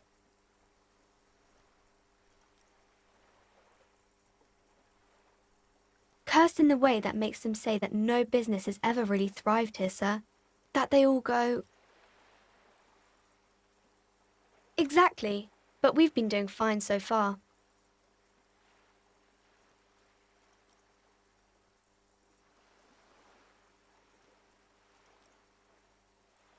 They shouldn't be, but they seem real. Anyhow, they say that these grounds are doomed for businesses.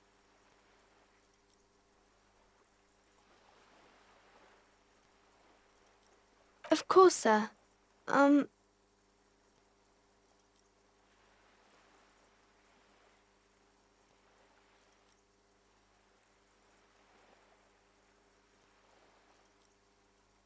Crime fiction is about murders or burglaries or things like that, and the work of a policeman or a private detective who's trying to solve a crime and catch the criminals. And it's kind of like a puzzle too. You can guess who the criminal is or how the good guys are going to catch him. You don't look much like a policeman.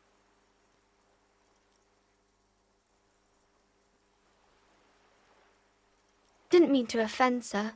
Sorry, sir. It's just that you don't look like Dick Mullen.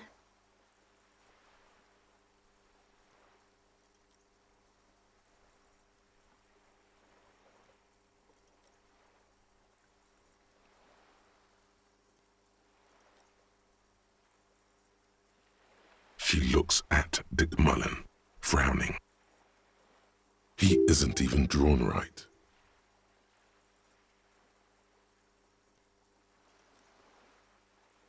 She examines the picture, trying to find whatever is wrong with it. She then shrugs and puts the book aside, unconvinced. Sure you can, sir. He's just a fictional character. He'll be no match for you. Maybe you can show me some real police work, sir. Like in the books.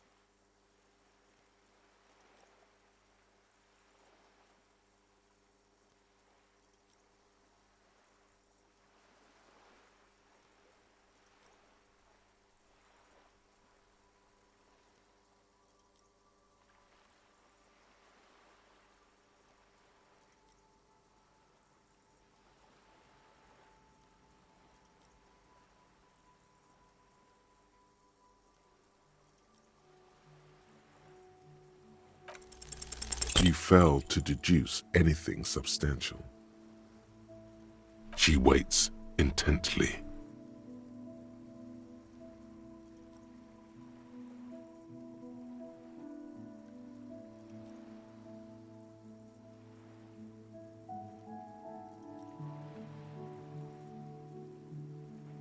Come on, anyone would notice that.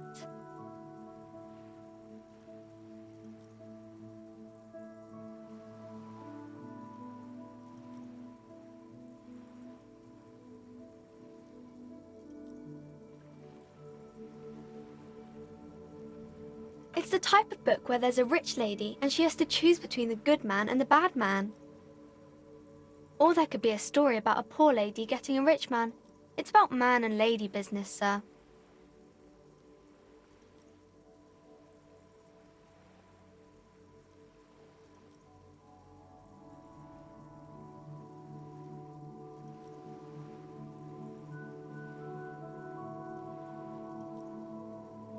I haven't read many of those. Maybe you should ask Mum.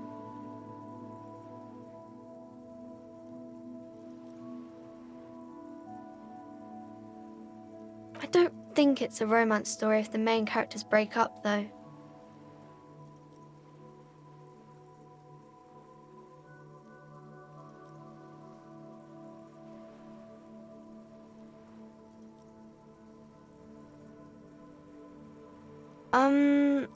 No, I don't know. Yes, she knows books, definitely. What was that? An idea for an unfinished novel stuck somewhere in your forebrain? Later, when you get the chance, you should address these issues by getting drunk. That'll show them. Maybe some about other books? Oh, kings and queens and generals of old, or artists and writers, or musicians, those kinds of people. There's usually something extraordinary about them. I think that's why people read them, to find the secrets of their fame. Seems like most people who read those books fail to get more famous from reading them.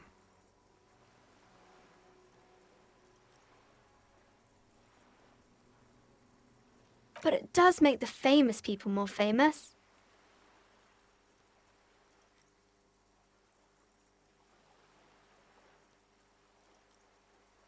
Why would they do that, sir?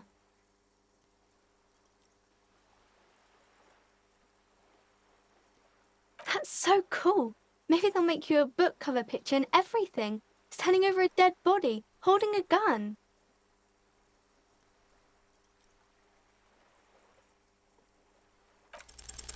You fail to deduce. She waits intently.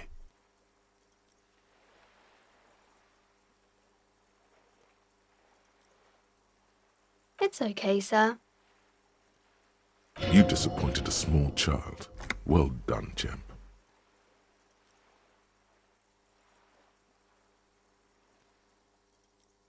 No, sir, I can't. It would be too tiring to refrain from it.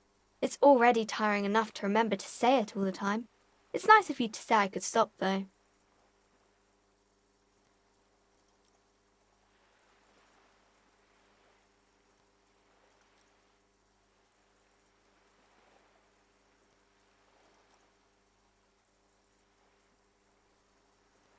By your command.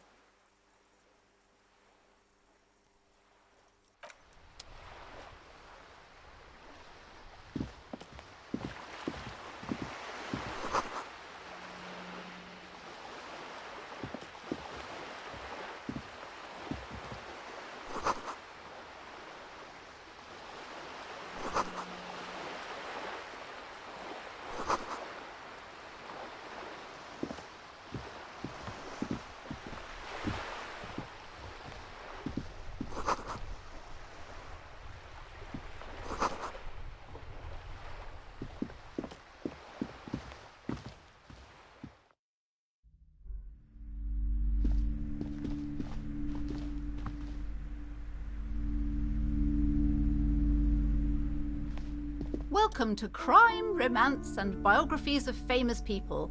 My name is Plaisance. Be welcome, and please take responsibility for the energy you bring into this space.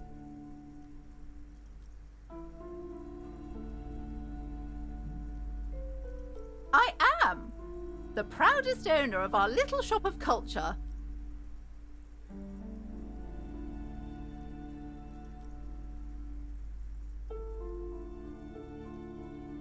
Annette, yes, my daughter. I hope she wasn't slacking off again with her nose in science fiction. Tell me, was she at her post doing her job like a proper girl? Wonderful! Did you talk to her? Great! On a scale of 1 to 10, how compelled were you to buy books after talking with her?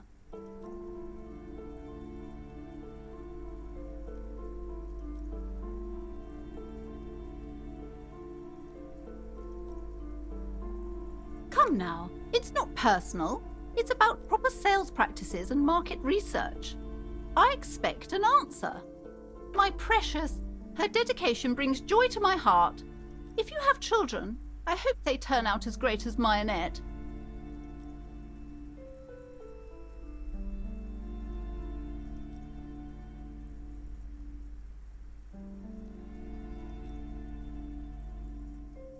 Mind your own business, sir. In our society, people don't get to tell each other how to raise their children. It's none of your or anyone's business. Denial is the way she copes with criticism.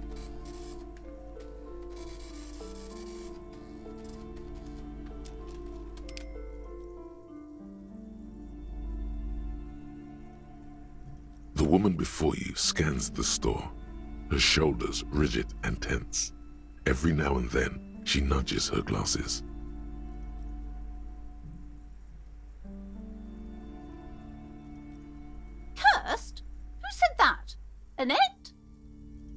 have a word with her. This place is not cursed. It has a robustly magnetic energy. What in God's name is she talking about?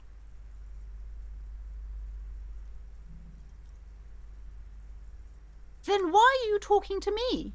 Everything is on the shelves to browse. Don't you feel compelled to buy anything? See, everything is on the shelves. Take a look yourself. She smiles and nods, seemingly relieved.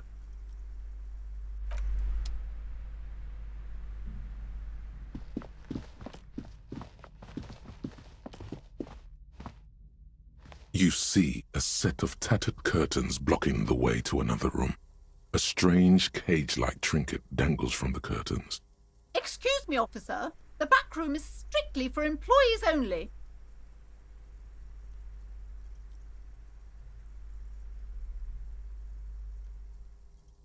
Just as you're about to pull apart the curtains, the petrified voice of the shop owner cries out once more. Sir, don't touch that. I told you it's off limits for the customers. Parapsychologically speaking, we're done if you decide to open them. I won't be held responsible for the consequences. It's too dangerous. She looks away, mumbling. Why is everyone always messing with the curtains? Why can't they just buy books like normal people?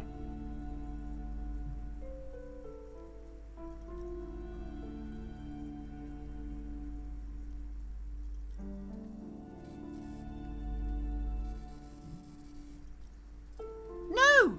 Please just talk to me, officer. Come here and let's talk this through before you decide to do anything extreme. Talking is always good. Go see what she has to say. You see a tattered set of curtains and a polyhedron-shaped cage-like trinket.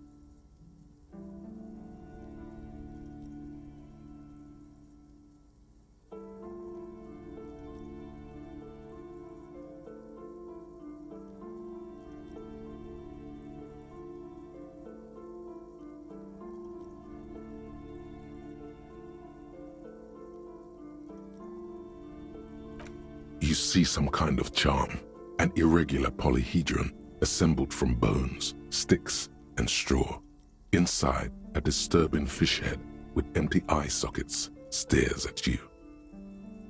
This is a traditional Seminese ward, meant to provide protection against ill luck, bad dreams, curses, and other supernatural scourges. Inhabitants of Île de Fantôme, the Seminide Islands down south.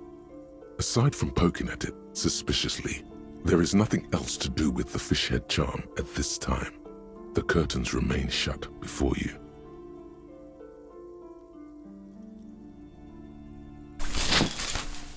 You see a dimly lit room full of dusty furniture and trash. A doorway stands in the back, covered in dozens of scary little Seminese wards, your shadow looming over it like an omen. I warned you! You're unleashing forces beyond your understanding.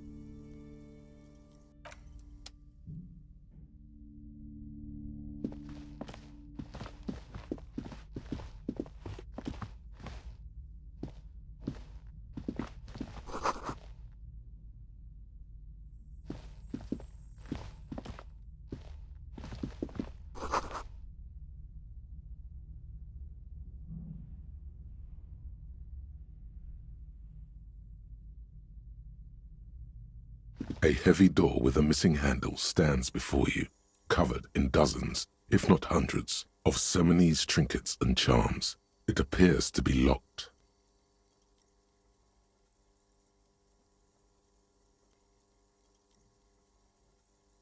Only an echo. No one is there.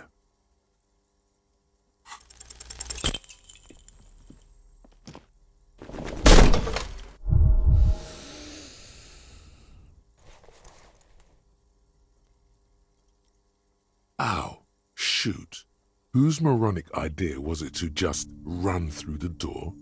Don't you know that things like that hurt?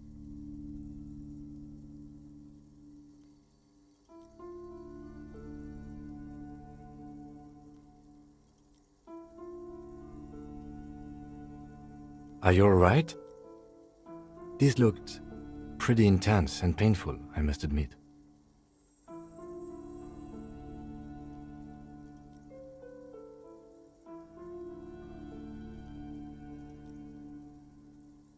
What is going on there? Are you really trying to break down the back door?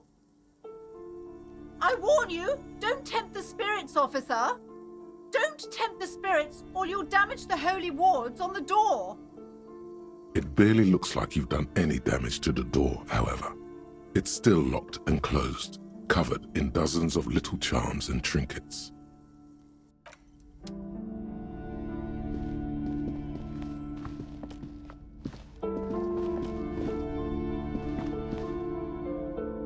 Yes?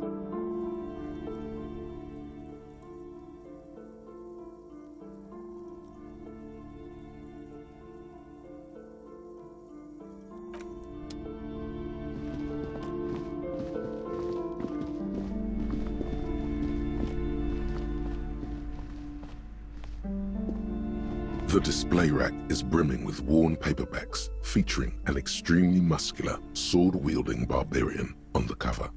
Nearly all the titles contain the word Heimdall somewhere.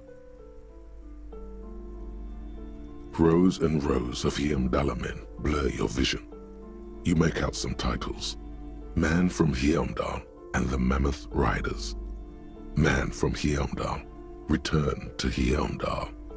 And the solipsistic Man from Heimdall and the Heimdall Man. Maybe 100? Man from Heimdall and the sages at the end of the world. Man from Heimdall and the false god. Man from Heimdall and the scorched earth. The display rack before you is burdened under piles of Man from Heimdall novels.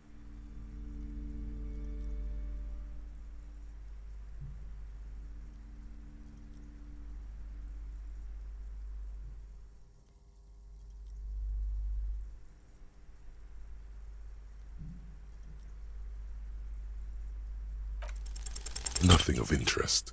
Only silence and the cosmic background pain radiation.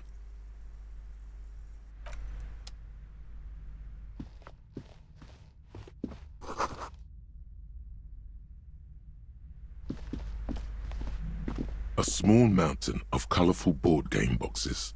There are numerous types of games for all ages. A lot of shelf space seems to be taken up by Wirral-related merchandise. An endless variety of source books, lore books, and codices litter the table. The topmost book is titled Welkin Compendium, 2nd edition. There's also a large hardbound tome with intricate cover art, The Hunters of Katawak, Boreal Creature Compendium, and a Pick Your Path adventure game book titled Tales of Wirral, Cavern of Velkrag. Books in a board game section? Who wants to read books?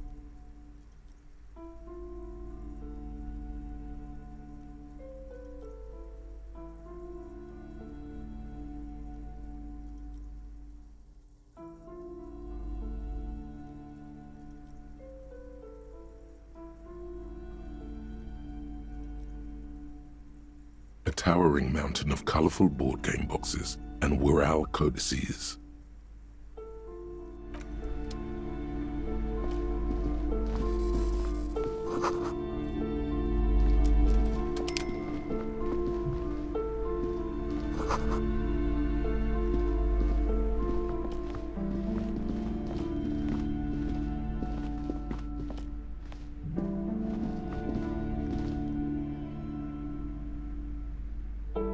These shelves are overburdened with books from the same series.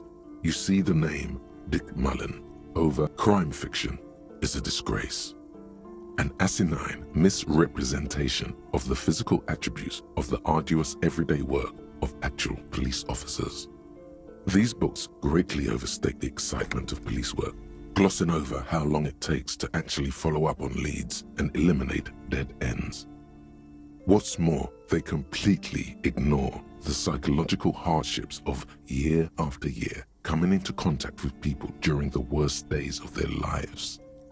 Not a single mention of all the stress this work creates upon the officer's family. Detective fiction just doesn't tell the truth at all. Now, would you like a list of all the books found on the shelf? Shelves filled to the brim with crime novels featuring the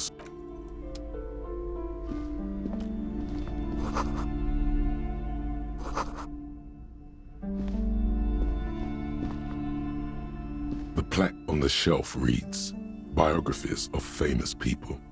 Browsing through all the books with all their names makes your head spin. None of these seem important or relevant. It's all just vapid egoism. Suddenly, a particularly odd title catches your eye. It reads, High Speed Love, the tragic true love story of Jacob Irv and Alfie Delatraz, by one Cecilia Averbrook. High Speed Love chronicles the romance between two of the finest tip-top tourney racers in history.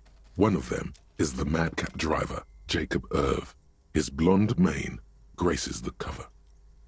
Next to Irv's life story, you see a slim biography of an Occidental rock star called the Anti-Star. He's famous for shooting morphine into one of his eyeballs and cocaine into the other.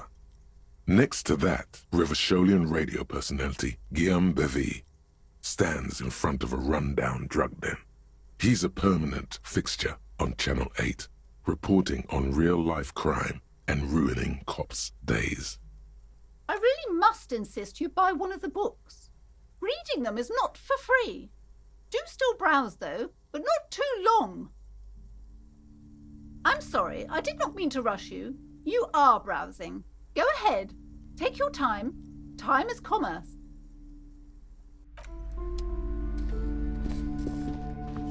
Several maps have been attached to a bulletin board hidden inside the alcove. They're held up by small pins. The board has come loose from one corner. The maps look old and faded. Your eye catches a map of Insulinda, a map of Revachol, and a map of Martinaise.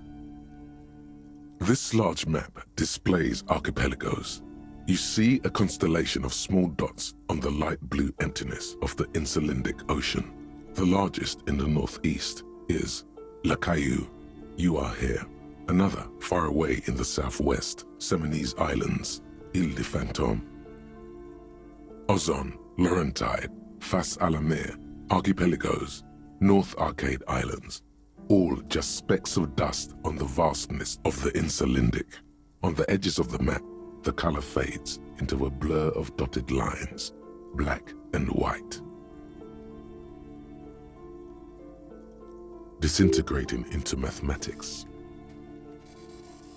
In the northeast, a dust mite stands on the north coast of Caillou in a bookstore. It's you. You can, on Caillou, Revachol, a single black star, on Ozon, Fondelier, and Vilmandoux, on archipelagos, Croyan Moran, Villiers, on Seminine, Olduvai, and on Laurentide, Deora of the Seven Seas. 850 million people live on these little dots, an oceanic world of culture and commerce torn apart by history. The ocean breaks apart into a tangle of cosines and azimuths, all pointing into pale nothingness. Mwindi is the north azimuth. Grad is the northeast azimuth. Samara is the east azimuth. Seo is the west azimuth. Isolas, they're called. Connections to other worlds, words past the Insulindian, unknown to you. You only know you've never been there. You have little idea what they are. Distant stars, gods, but looking at them makes you feel almost non-existent. Whatever they are, the Isolas are immeasurably large compared to you, and very, very far away. Perhaps they are gods, gods of distance and outer dust.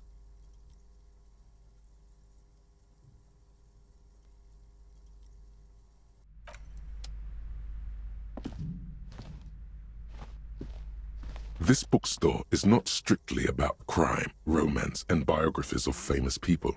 There's also a wide range of paranatural literature. Amidst the various books, you find one written by someone named Matthias W. Dundas. It's about wholeness, unity, balance. These three things are very important to the working class mind.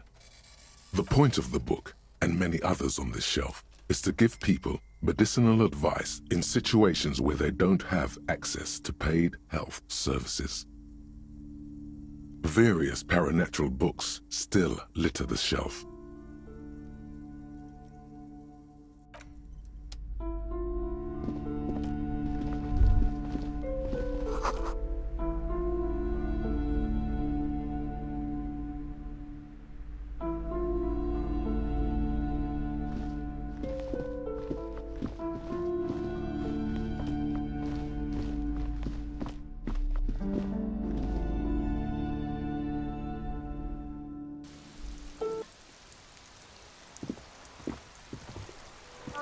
Hello again, sir.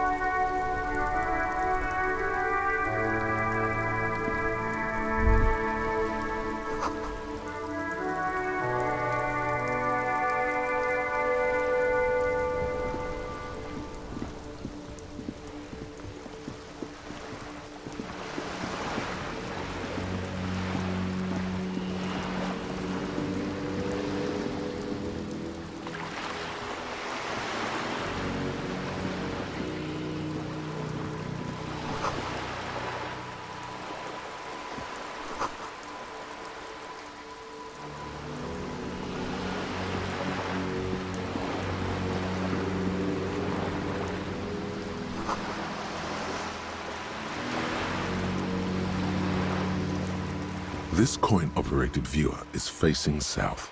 The instruction manual says to insert 25 centimes and pull the handle while looking inside. Then why place a tourist attraction in the middle of such poverty?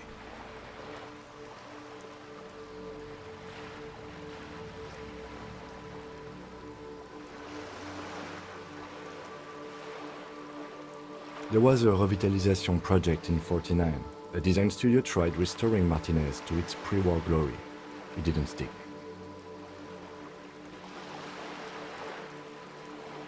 They got as far as the street lamps and the statue on that intersection. Then something went sour.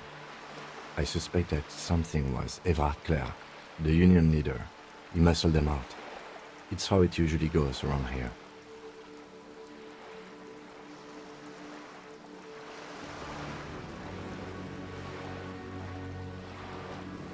The lieutenant adjusts his collar. It's frisky outside.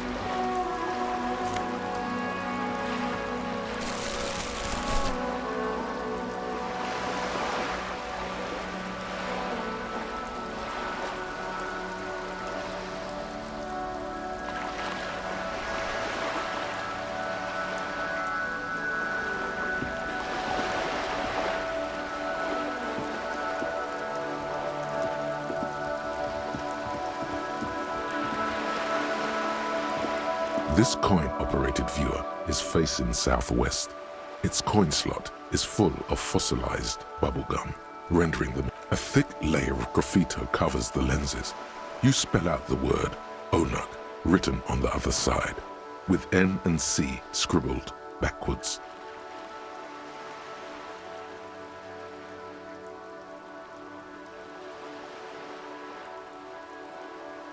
That's Kuno on the lens.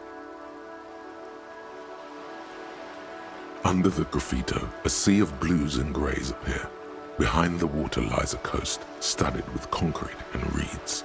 On it, a church on stilts, lanky weather-worn wooden planks, an X-shaped cross topping its tower. You know this to be the star of Pericarnassus, or the Chiron, the central symbol of the Pericarnassian church, a star, a great moral height to be strived towards.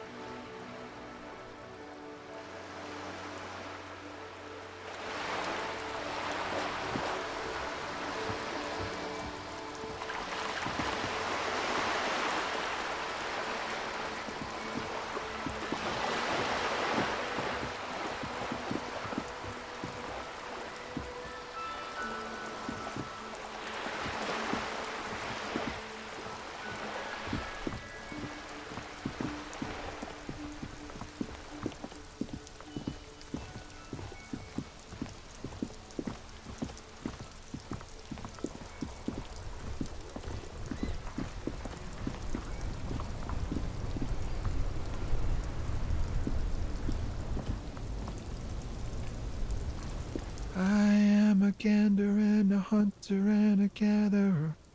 Feel like a traveler. A simple little cadence. He seems to be making it up as he goes.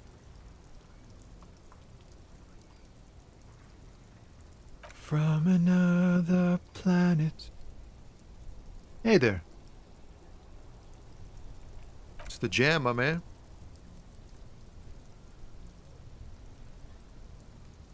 It's a traffic jam for the ages. Harbor gates up the street are shut tight, no explanation given. Workers on strike, scabs agitating, an all-around clusterfuck. Meanwhile, we're all stuck here in long-haul limbo for days upon days upon days. Upon days. Feels like forever. Like I was born on this here roundabout and this was all I ever knew. Just me and the metal and the tires, the oil and the fumes of mazout. Mazout is an antiquated term for heavy fuel oils. This man has a barely suppressed performative streak, or he just likes unusual words, or both.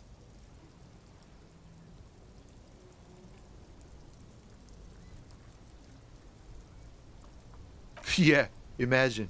It's been a whole week already. So tell me, what do you need?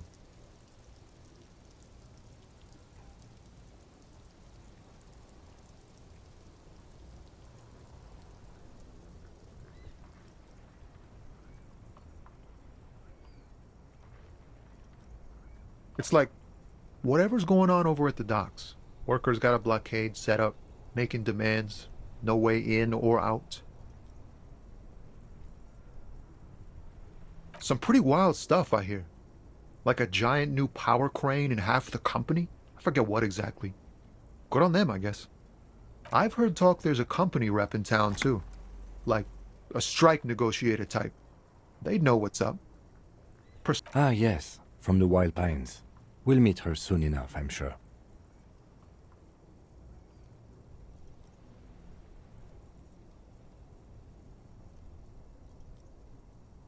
They want to keep that money flowing in, my man.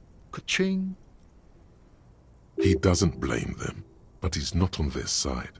That's for sure. Anything else? Yeah, this ain't really my area of expertise. I just do my job and get paid. I have things to do and places to be. All of us do. Us lorry drivers. Camionneurs.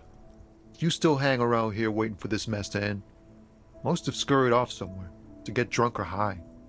Or laid. Not that I blame them, really. Not my thing. Chasing transient pleasures is a drag these days. I prefer the examined life now. Thinking, reflecting, observing. What's better than chasing transient pleasures? The more transient, the better. When one's ended, you can get onto the next one. Oh, high-grade narcotics, illegal firearms, stuff like that. Relax. He's merely joking.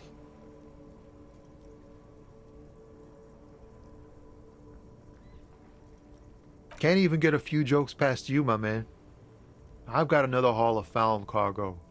Mostly sporting goods, tracksuits, and that kind of thing. They usually get shipped to Grodd in the Occident, though we've been making headway in the Il Moran market lately.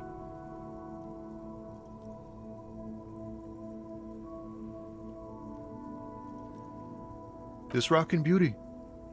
Sure is, like a rash you can't get rid of. You interested in heavy-duty cargo machinery? A motor lorry, also called a camion, on Caillou and neighboring islands.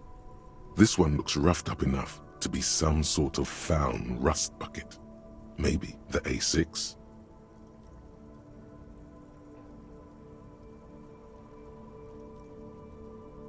Good eye, my man. Yup, she's an old one, but reliable. Me and her spent a long time together.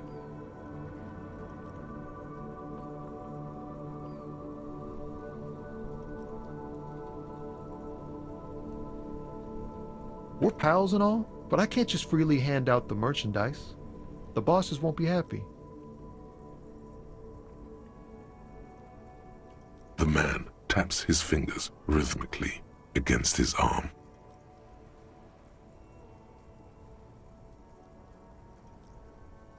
He ain't one of us drivers. I know that. All accounted for. Otherwise, I haven't really asked about that. Been wasting time right here. Keep him busy. It's easy to see he's telling the truth. He's kept his nose out of the dark stuff.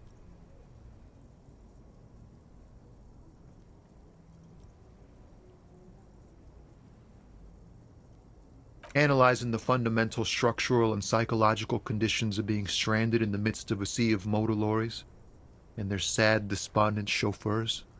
Ask for his conclusion. A sense of surprise there ain't more bodies hanging from more trees.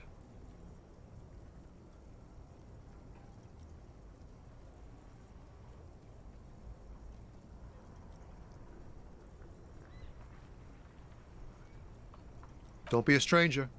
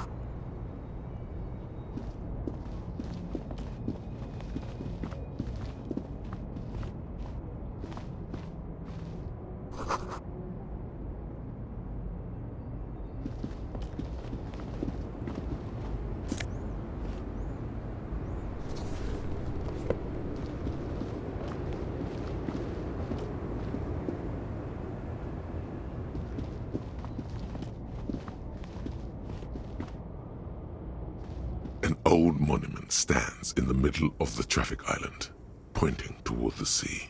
It looks as if it's been reassembled piece by piece, secured and mounted in the air with the aid of numerous ropes and rods. A silver plaque on the statue's pedestal reads, "I am Philip III, the Squanderer, the greatest of the Philippian kings of Revachol, son of Philip II, the opulent, father of Philip IV, the insane." Even by the standards of the Philippian kings, old sumptuous Philip was known for his profligacy. Well, he blew through the whole national treasury, starting the decline of one of the penultimate century's greatest superpowers, the suzerain of Revachol. His own maladministration foreshadowed the fall of the monarchy during the anti-centennial revolution, an end to his family line and the monarchy on the Insulindian Isola. Stories have it that he had his bedroom converted into a treasure chamber where he stored unfathomable wealth. Krugerrands, bars of gold, ornate weaponry, armor, and various chalices. He called it the Sol Auron. It was obscene. There were whispers he slept on a huge pile of gold-dipped feathers, like some obese dragon, instead of a bed, like a normal person.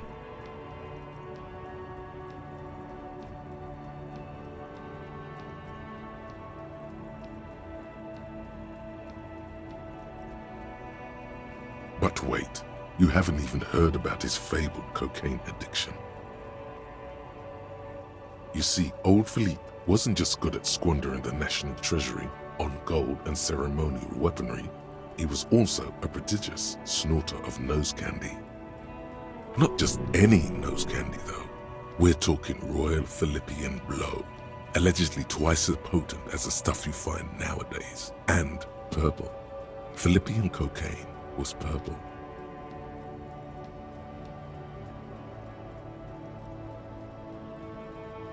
That's what the revolutionaries said 150 years later, right before they emptied out the royal mausoleum and dumped His Majesty's mortal remains in the Insulindian Bay.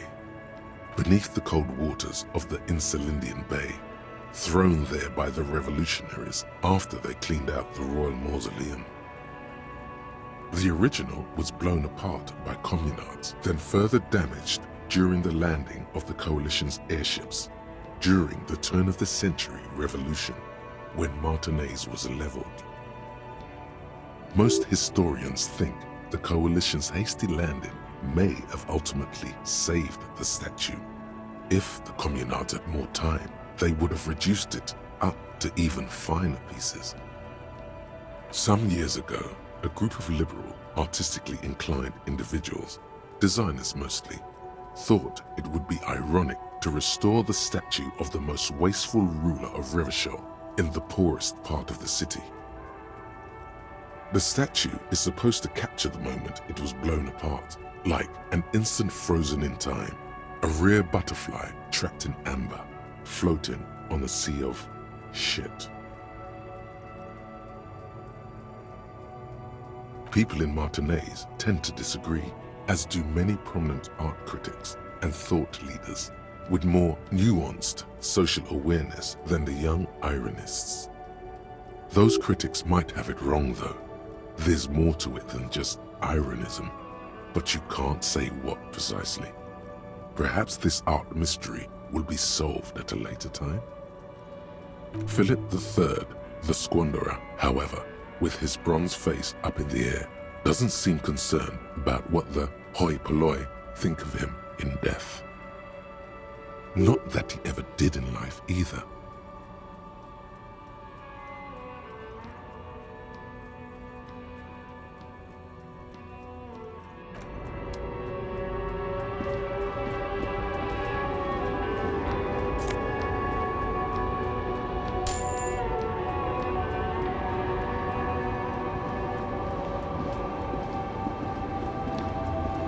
The small, wrinkled woman does not greet you.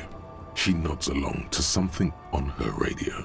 A photograph is clutched in her hands, and there is a warm smile on her face. The photo, an ambrotype from the turn of the century, as golden as her smile. No response. Wherever this woman is, your words fail to reach her.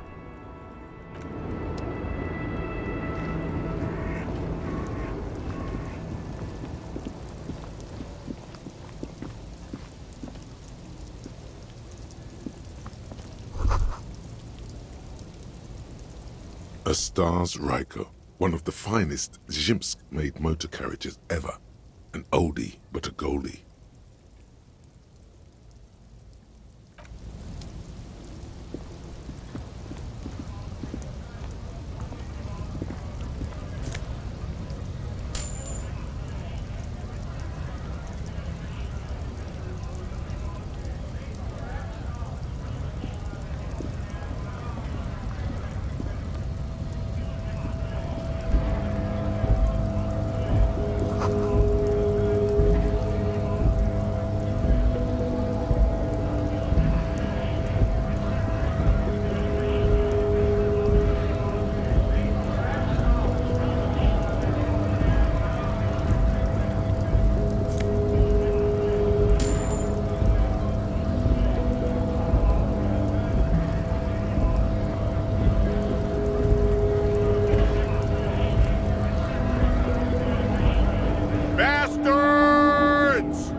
have a right to work!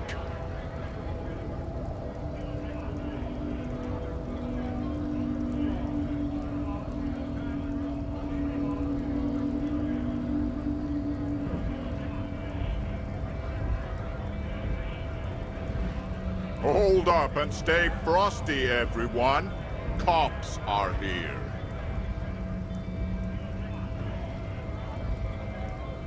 You here to fuck with us? Beat the honest worker down.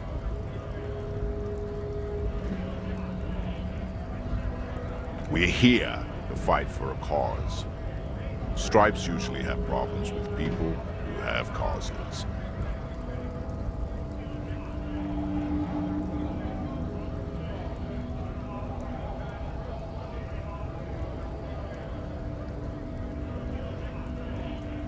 Good. We're fighting for a cause here. Right to work! Besides, we're not that different. It helps if people see us talking, cops and strikebreakers together. Shows authorities are on our side. Builds confidence. Maybe you should ask them questions, like why we're not allowed to make a living here. Shame on you! We have families to feed, you piece of shit. So do we, Scott.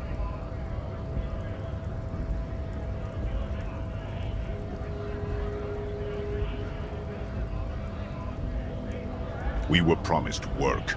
We'd be in there, working, if the bastards hadn't shut the gates. The physically impressive man-tower has turned his attention back to the gates. He ignores your presence. Honest men and women, with rights, to work, to be useful, not toys for corporate interests.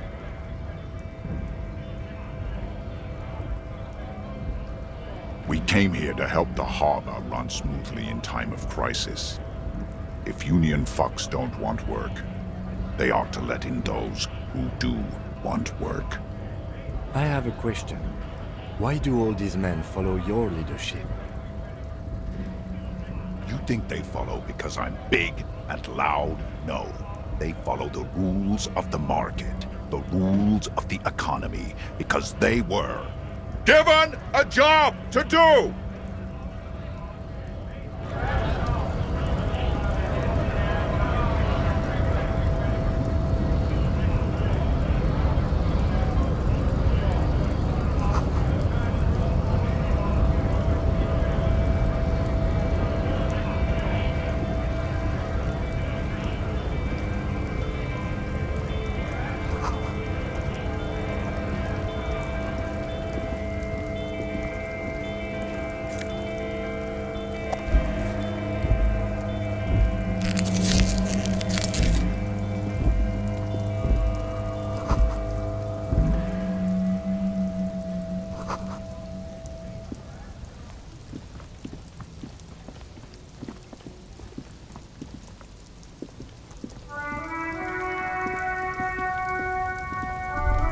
Welcome to Revachol.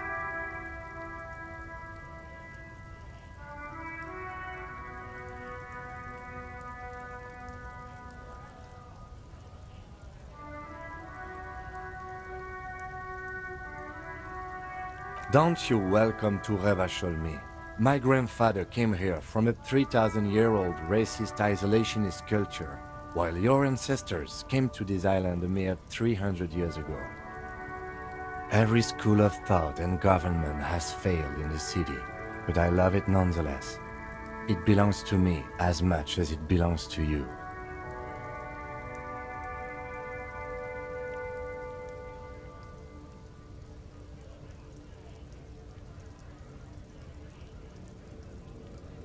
It's men like you who keep Revachol divided, making it that much harder for everyone to climb out of this post-war limbo. What he means is, fixation on the Revacholian nation makes it harder for Revachol to actually attain self-determination.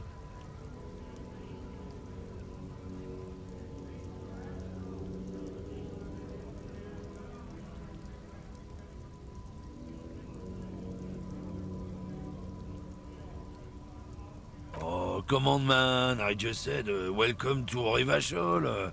It's a lorry driver thing. I know exactly what you meant. You think my kind doesn't belong here, that I should watch myself and behave. But you see, I'm an officer of the RCM. It's actually my job to make sure you behave. I would advise you to remember that. Silence. The air between them becomes tense. Your partner needs backup. Now's your moment to shine.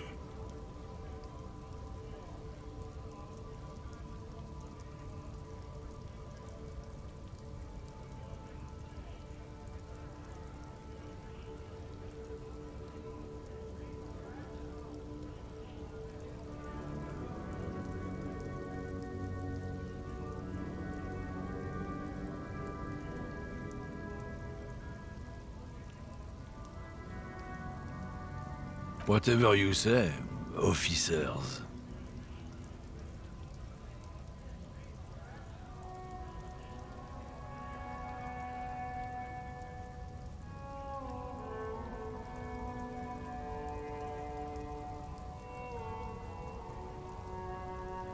Oh, not much anymore. I'm here to pick up some cargo, but the dock workers are on strike, so it's a sit and wait on your ass situation. Apples? Apples is exactly the kind of thing you'd say if you had something to hide.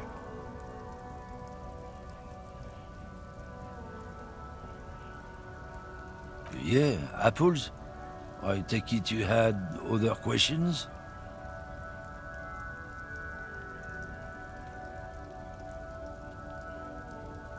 It's about biological determinism, natural law, the sorting of the races.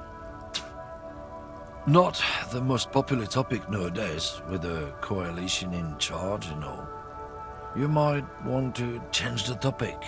That is, bury your head under the sand like common sheep.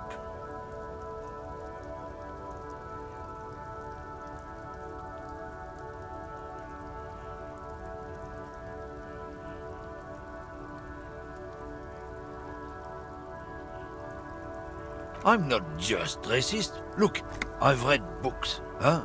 The science of racial theory has all been proved, even if some people don't want to accept it.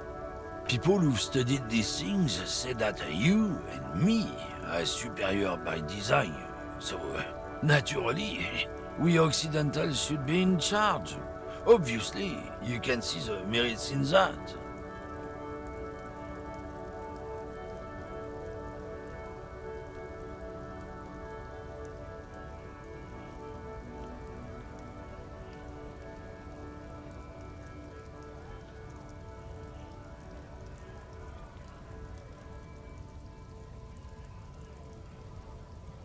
So, lately we Occidentals have experienced an unfortunate downturn when members of the superior race cease to believe in their innate superiority. They stop competing for resources.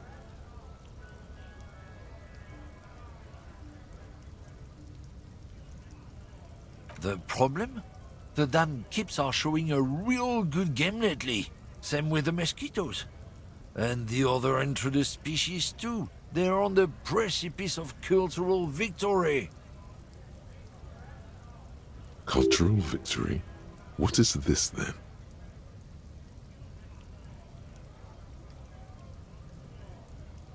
It's what the kips of Boogie Street are going for, right under our noses. And the others too, on the radio. Heard any chansons lately? Heard any motetos or leader?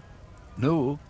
Dominating culture is how they plan to win. They say so themselves.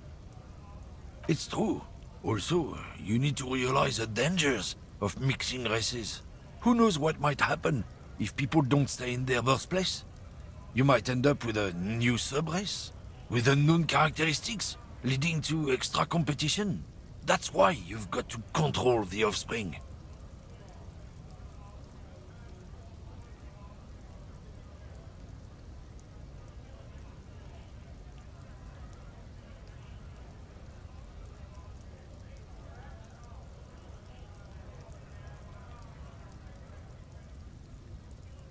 Go right ahead. You may be a cop, but that won't help you avoid the calamity to come. Lieutenant Kitsurage's stern expression remains unchanged, but you sense something there. Not a lot of moral fiber on this one yet, he thinks, wriggled out of it.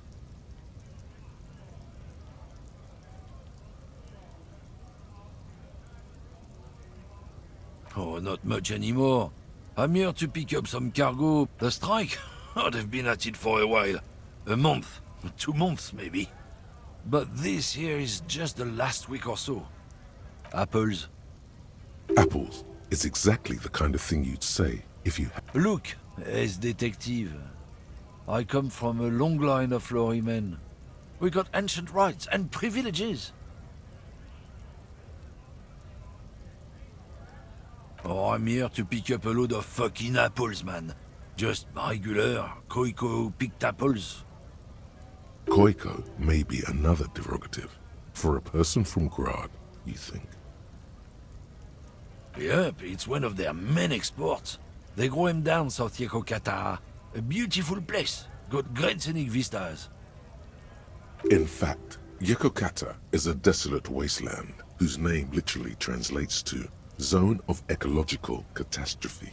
It features no scenic vistas and supports virtually no plant or animal life. Yeah? Says who?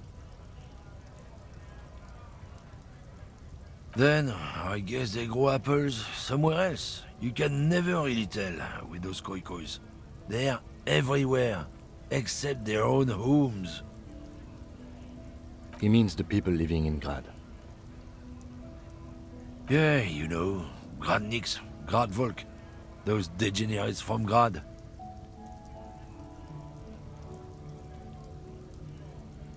Cause that's what they're all called. Koiko Pichik, Loslav Koiko, Koikovic someone. Low self-esteem, those guys have. Mind you, they look occidental, but they're not really like us. Huh? Hey, if the name and description fit by the very grace of nature, who am I to say otherwise?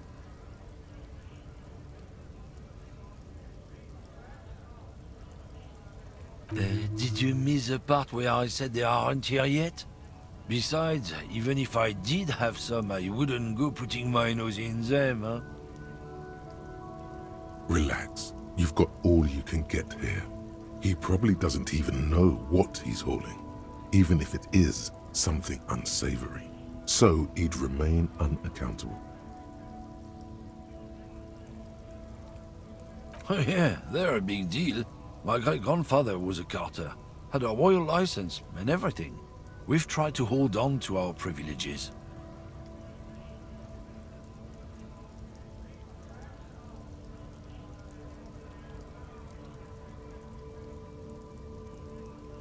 Someone with a cart? What did you think it was? That's how deep into history our thing reaches, before machines.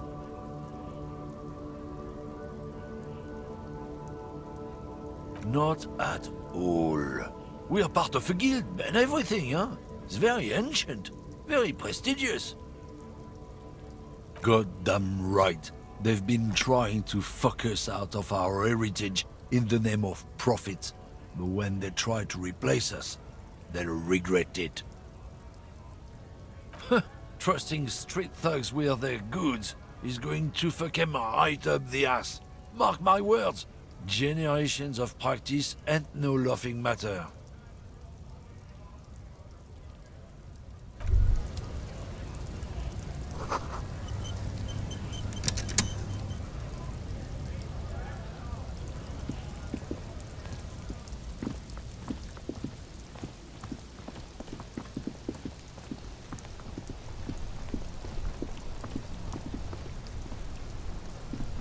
Before you stands a motor carriage. The bodywork is covered in blue and white livery, bearing the number 57. Vapor emanates from the large engine on the back of the vehicle. It hasn't had time to cool off yet. This must be the infernal machine that tore you from oblivion. the Caprice Kinema motor carriage. In the cabin, you are welcomed by a set of steering levers, a radio microphone on a hook, a pull-out toolbox under the seat, and the soft glow of the fuel preheater gauge.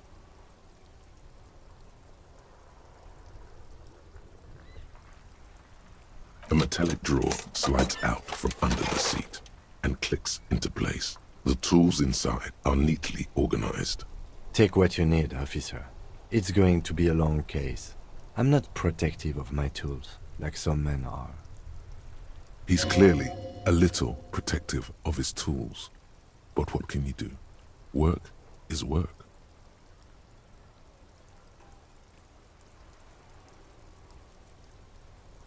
The pry bar feels nice and cold in your hand, heavier than you'd think.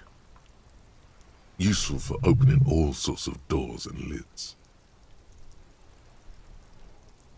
The handles are long and sleek. Snap, snap, go the cutters in your hand. It's robust, weatherproof, and well-made. Police issue, blue. Lets you see things in the dark you would otherwise miss. The pull-out toolbox slides back into its nest. Preheater gauge casts a warm glow on the steering levers and the radio on its hook.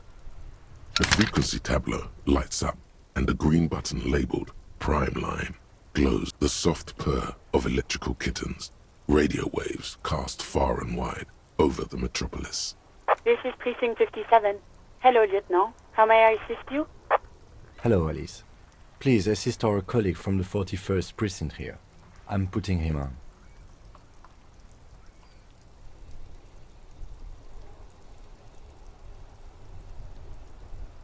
This is Officer Alice Demetri, Precinct 57. How may I assist you?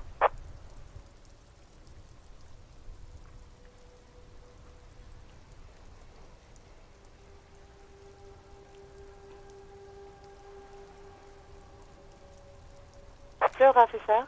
What's the number? And the make of the armor, if you know it. Got it. I'll contact the ICP database immediately. Call back tomorrow. Hopefully they'll have dug up something useful by then.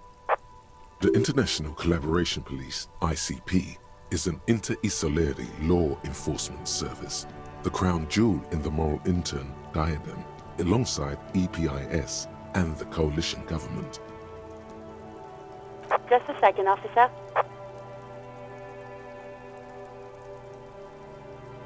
Ten 2, 10-5. This is 41st. Come in. Over. The man uses relay code. You've got this. You're a cop, and cops know relay code. 10-4, message received. 10-5, relay message. What's your status? Over. 10-18, state your message, sir.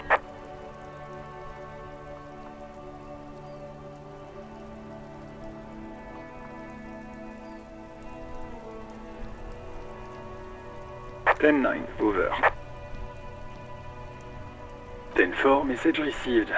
This is a very serious situation. I need to 10-22 the captain. Over. Is it him? What does he want?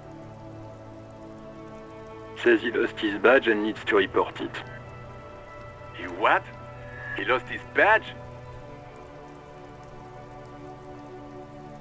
This is Communication Officer Jules Pidieux, sir. Over. You mean your partner? Over. What is he saying? He's asking who you are. I'm his goddamn partner. It's your partner, Satellite Officer Dietmar, sir. Over. Did he lose his memory along with his fucking badge? Who lost his badge? Dick fucking Mullen. Who do you think?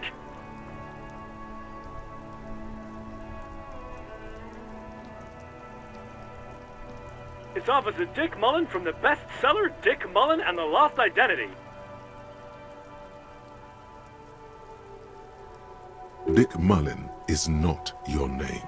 It's the name of a fictional detective who would not lose his badge. Defend yourself. Immediately. They're laughing at you.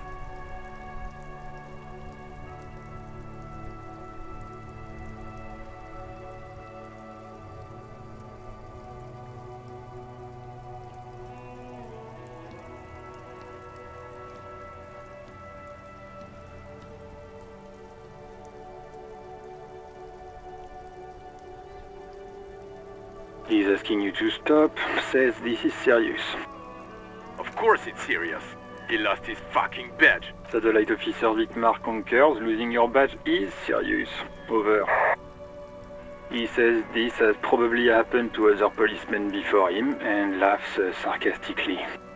Oh god damn it. Is he fucking kidding? The whole station's gonna be dicked for this. Satellite Officer Vicmar is wondering if you might be joking and adds that this tarnishes the reputation of the entire station. Over. Mullen dicked us.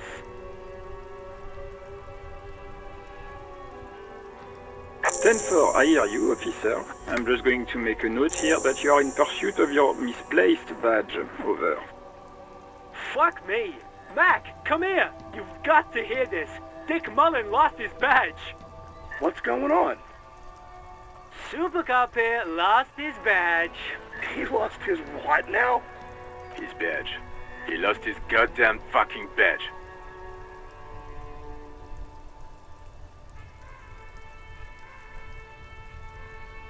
He asks you to please stop saying he lost his... Why? Did he find it? Sergeant Orson was wondering if you found your badge yet. Over. You don't have a comeback. Sorry.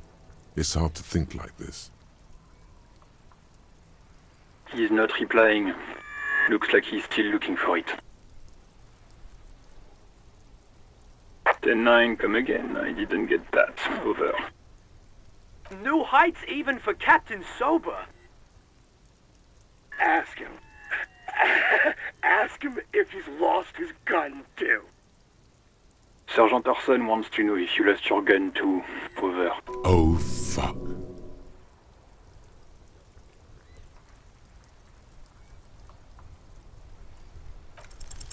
Lying over the phone? It's easy. Just say it like it's the truth. And then it becomes it. He says he didn't. Thank God for that. That would have been a nightmare. I don't even want to imagine the poor prick who has to relay that kind of news to the captain. Losing his badge is bad enough. Tell him to find it, and fast. We can't have some gangbanger running around with it. We're all glad to hear you've not lost your gun, officer. You need further assistance? Over. 10-4, I hear you. I don't have the authority to grant your request, but... What does he want now? He's asking for money. Is he fucking kidding? I don't think he is. Don't give that asshole anything. He's just gonna drink it all. Alright, that's a negative on the additional funds, sir. Over.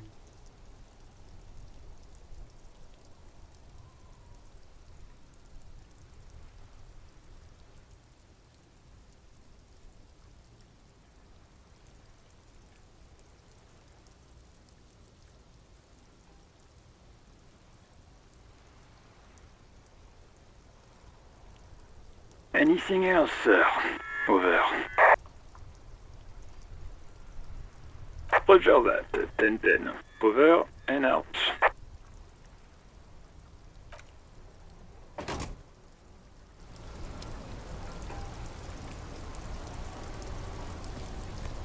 Yes?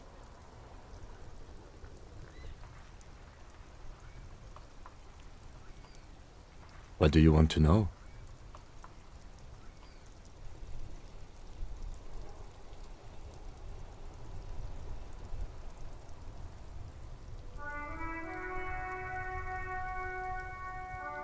No, it's not a particularly mysterious case. The deceased is a security guard for a corporation involved in a labor dispute. It doesn't take a DeLorean polymath to put the pieces together. I just don't see the case getting more mysterious than that. I'm relieved that you agree. Anyhow, let's get back to the case. Was there anything else you wanted to know? I'm afraid you and I are pawns in a pissing competition. You don't know? I assumed you were in on it.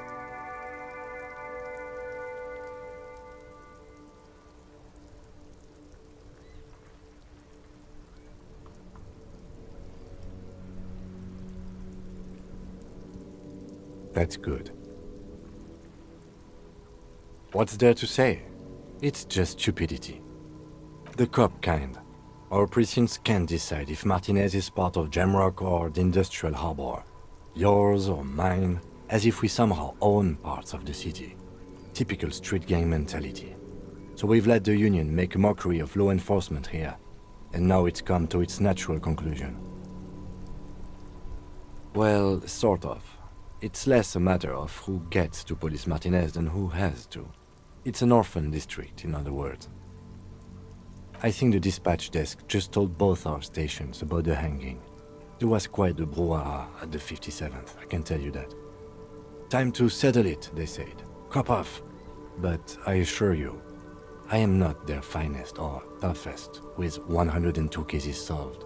What I am is least interested in a pissing competition. So he volunteered to represent the 57th, but not out of competitiveness. On the contrary. Somewhere in your mind hangs a dark green blackboard. There are two columns. One says, cases solved. The other, confirmed kills.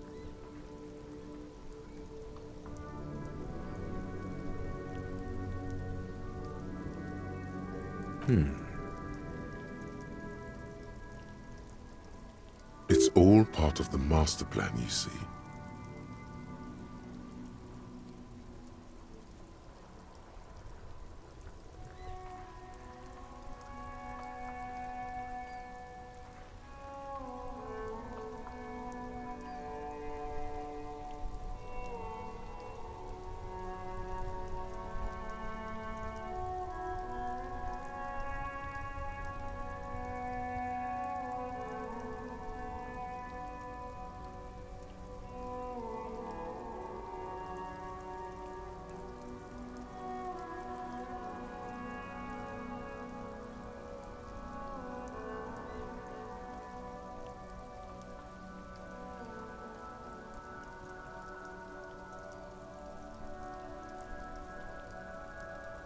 No.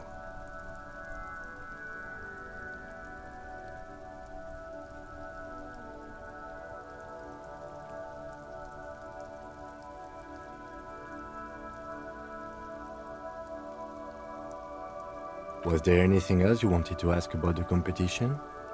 If not, we should move. Yes, it's a wholly pointless matter. Forget I ever mentioned it.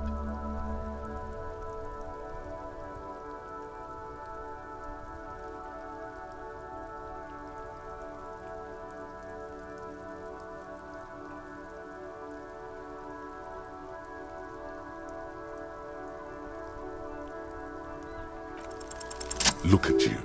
It's because you're a failure. They sent you to slight Precinct 57.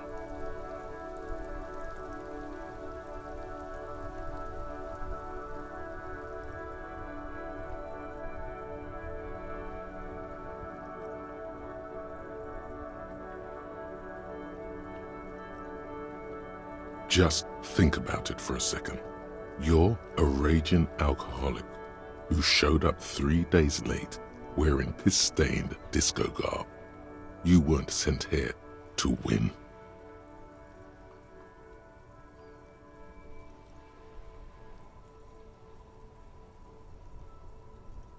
I've considered it.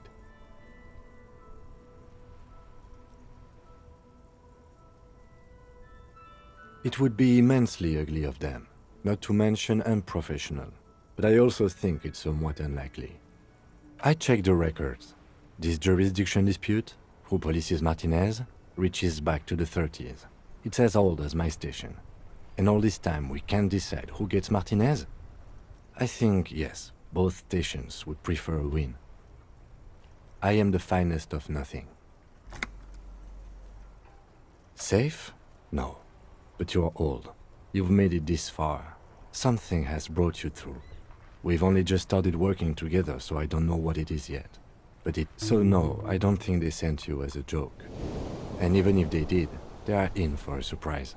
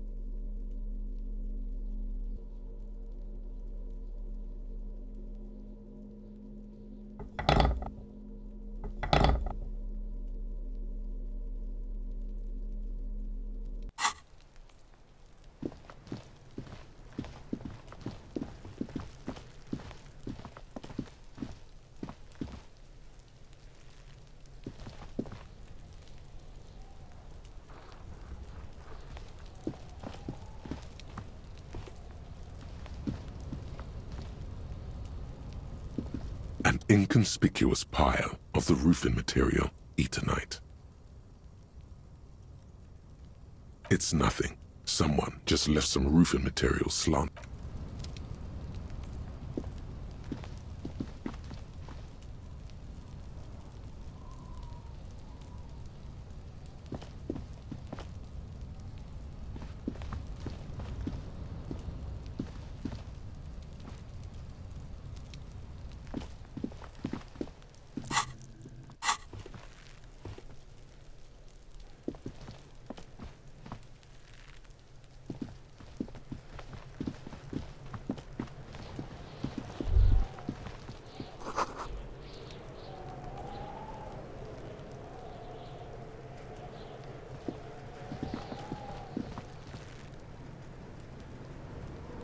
This trash container is locked.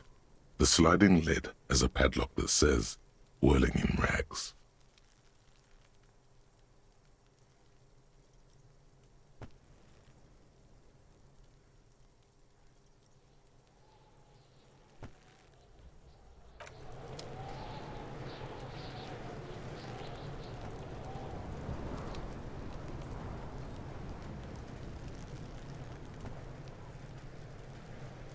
This trash container is locked.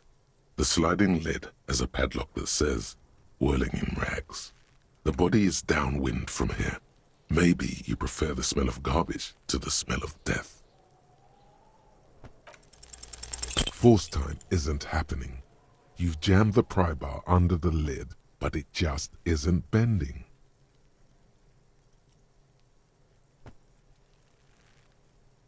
There's a creaking sound as the pry bar slips under the lid. You hang from it like a moron, huffing and puffing. Clearly the technique is wrong, but nothing else comes to mind. The quality of metal is not the problem. From what I see, it's sturdy enough. Let's ask the manager for the key. This is clearly not working.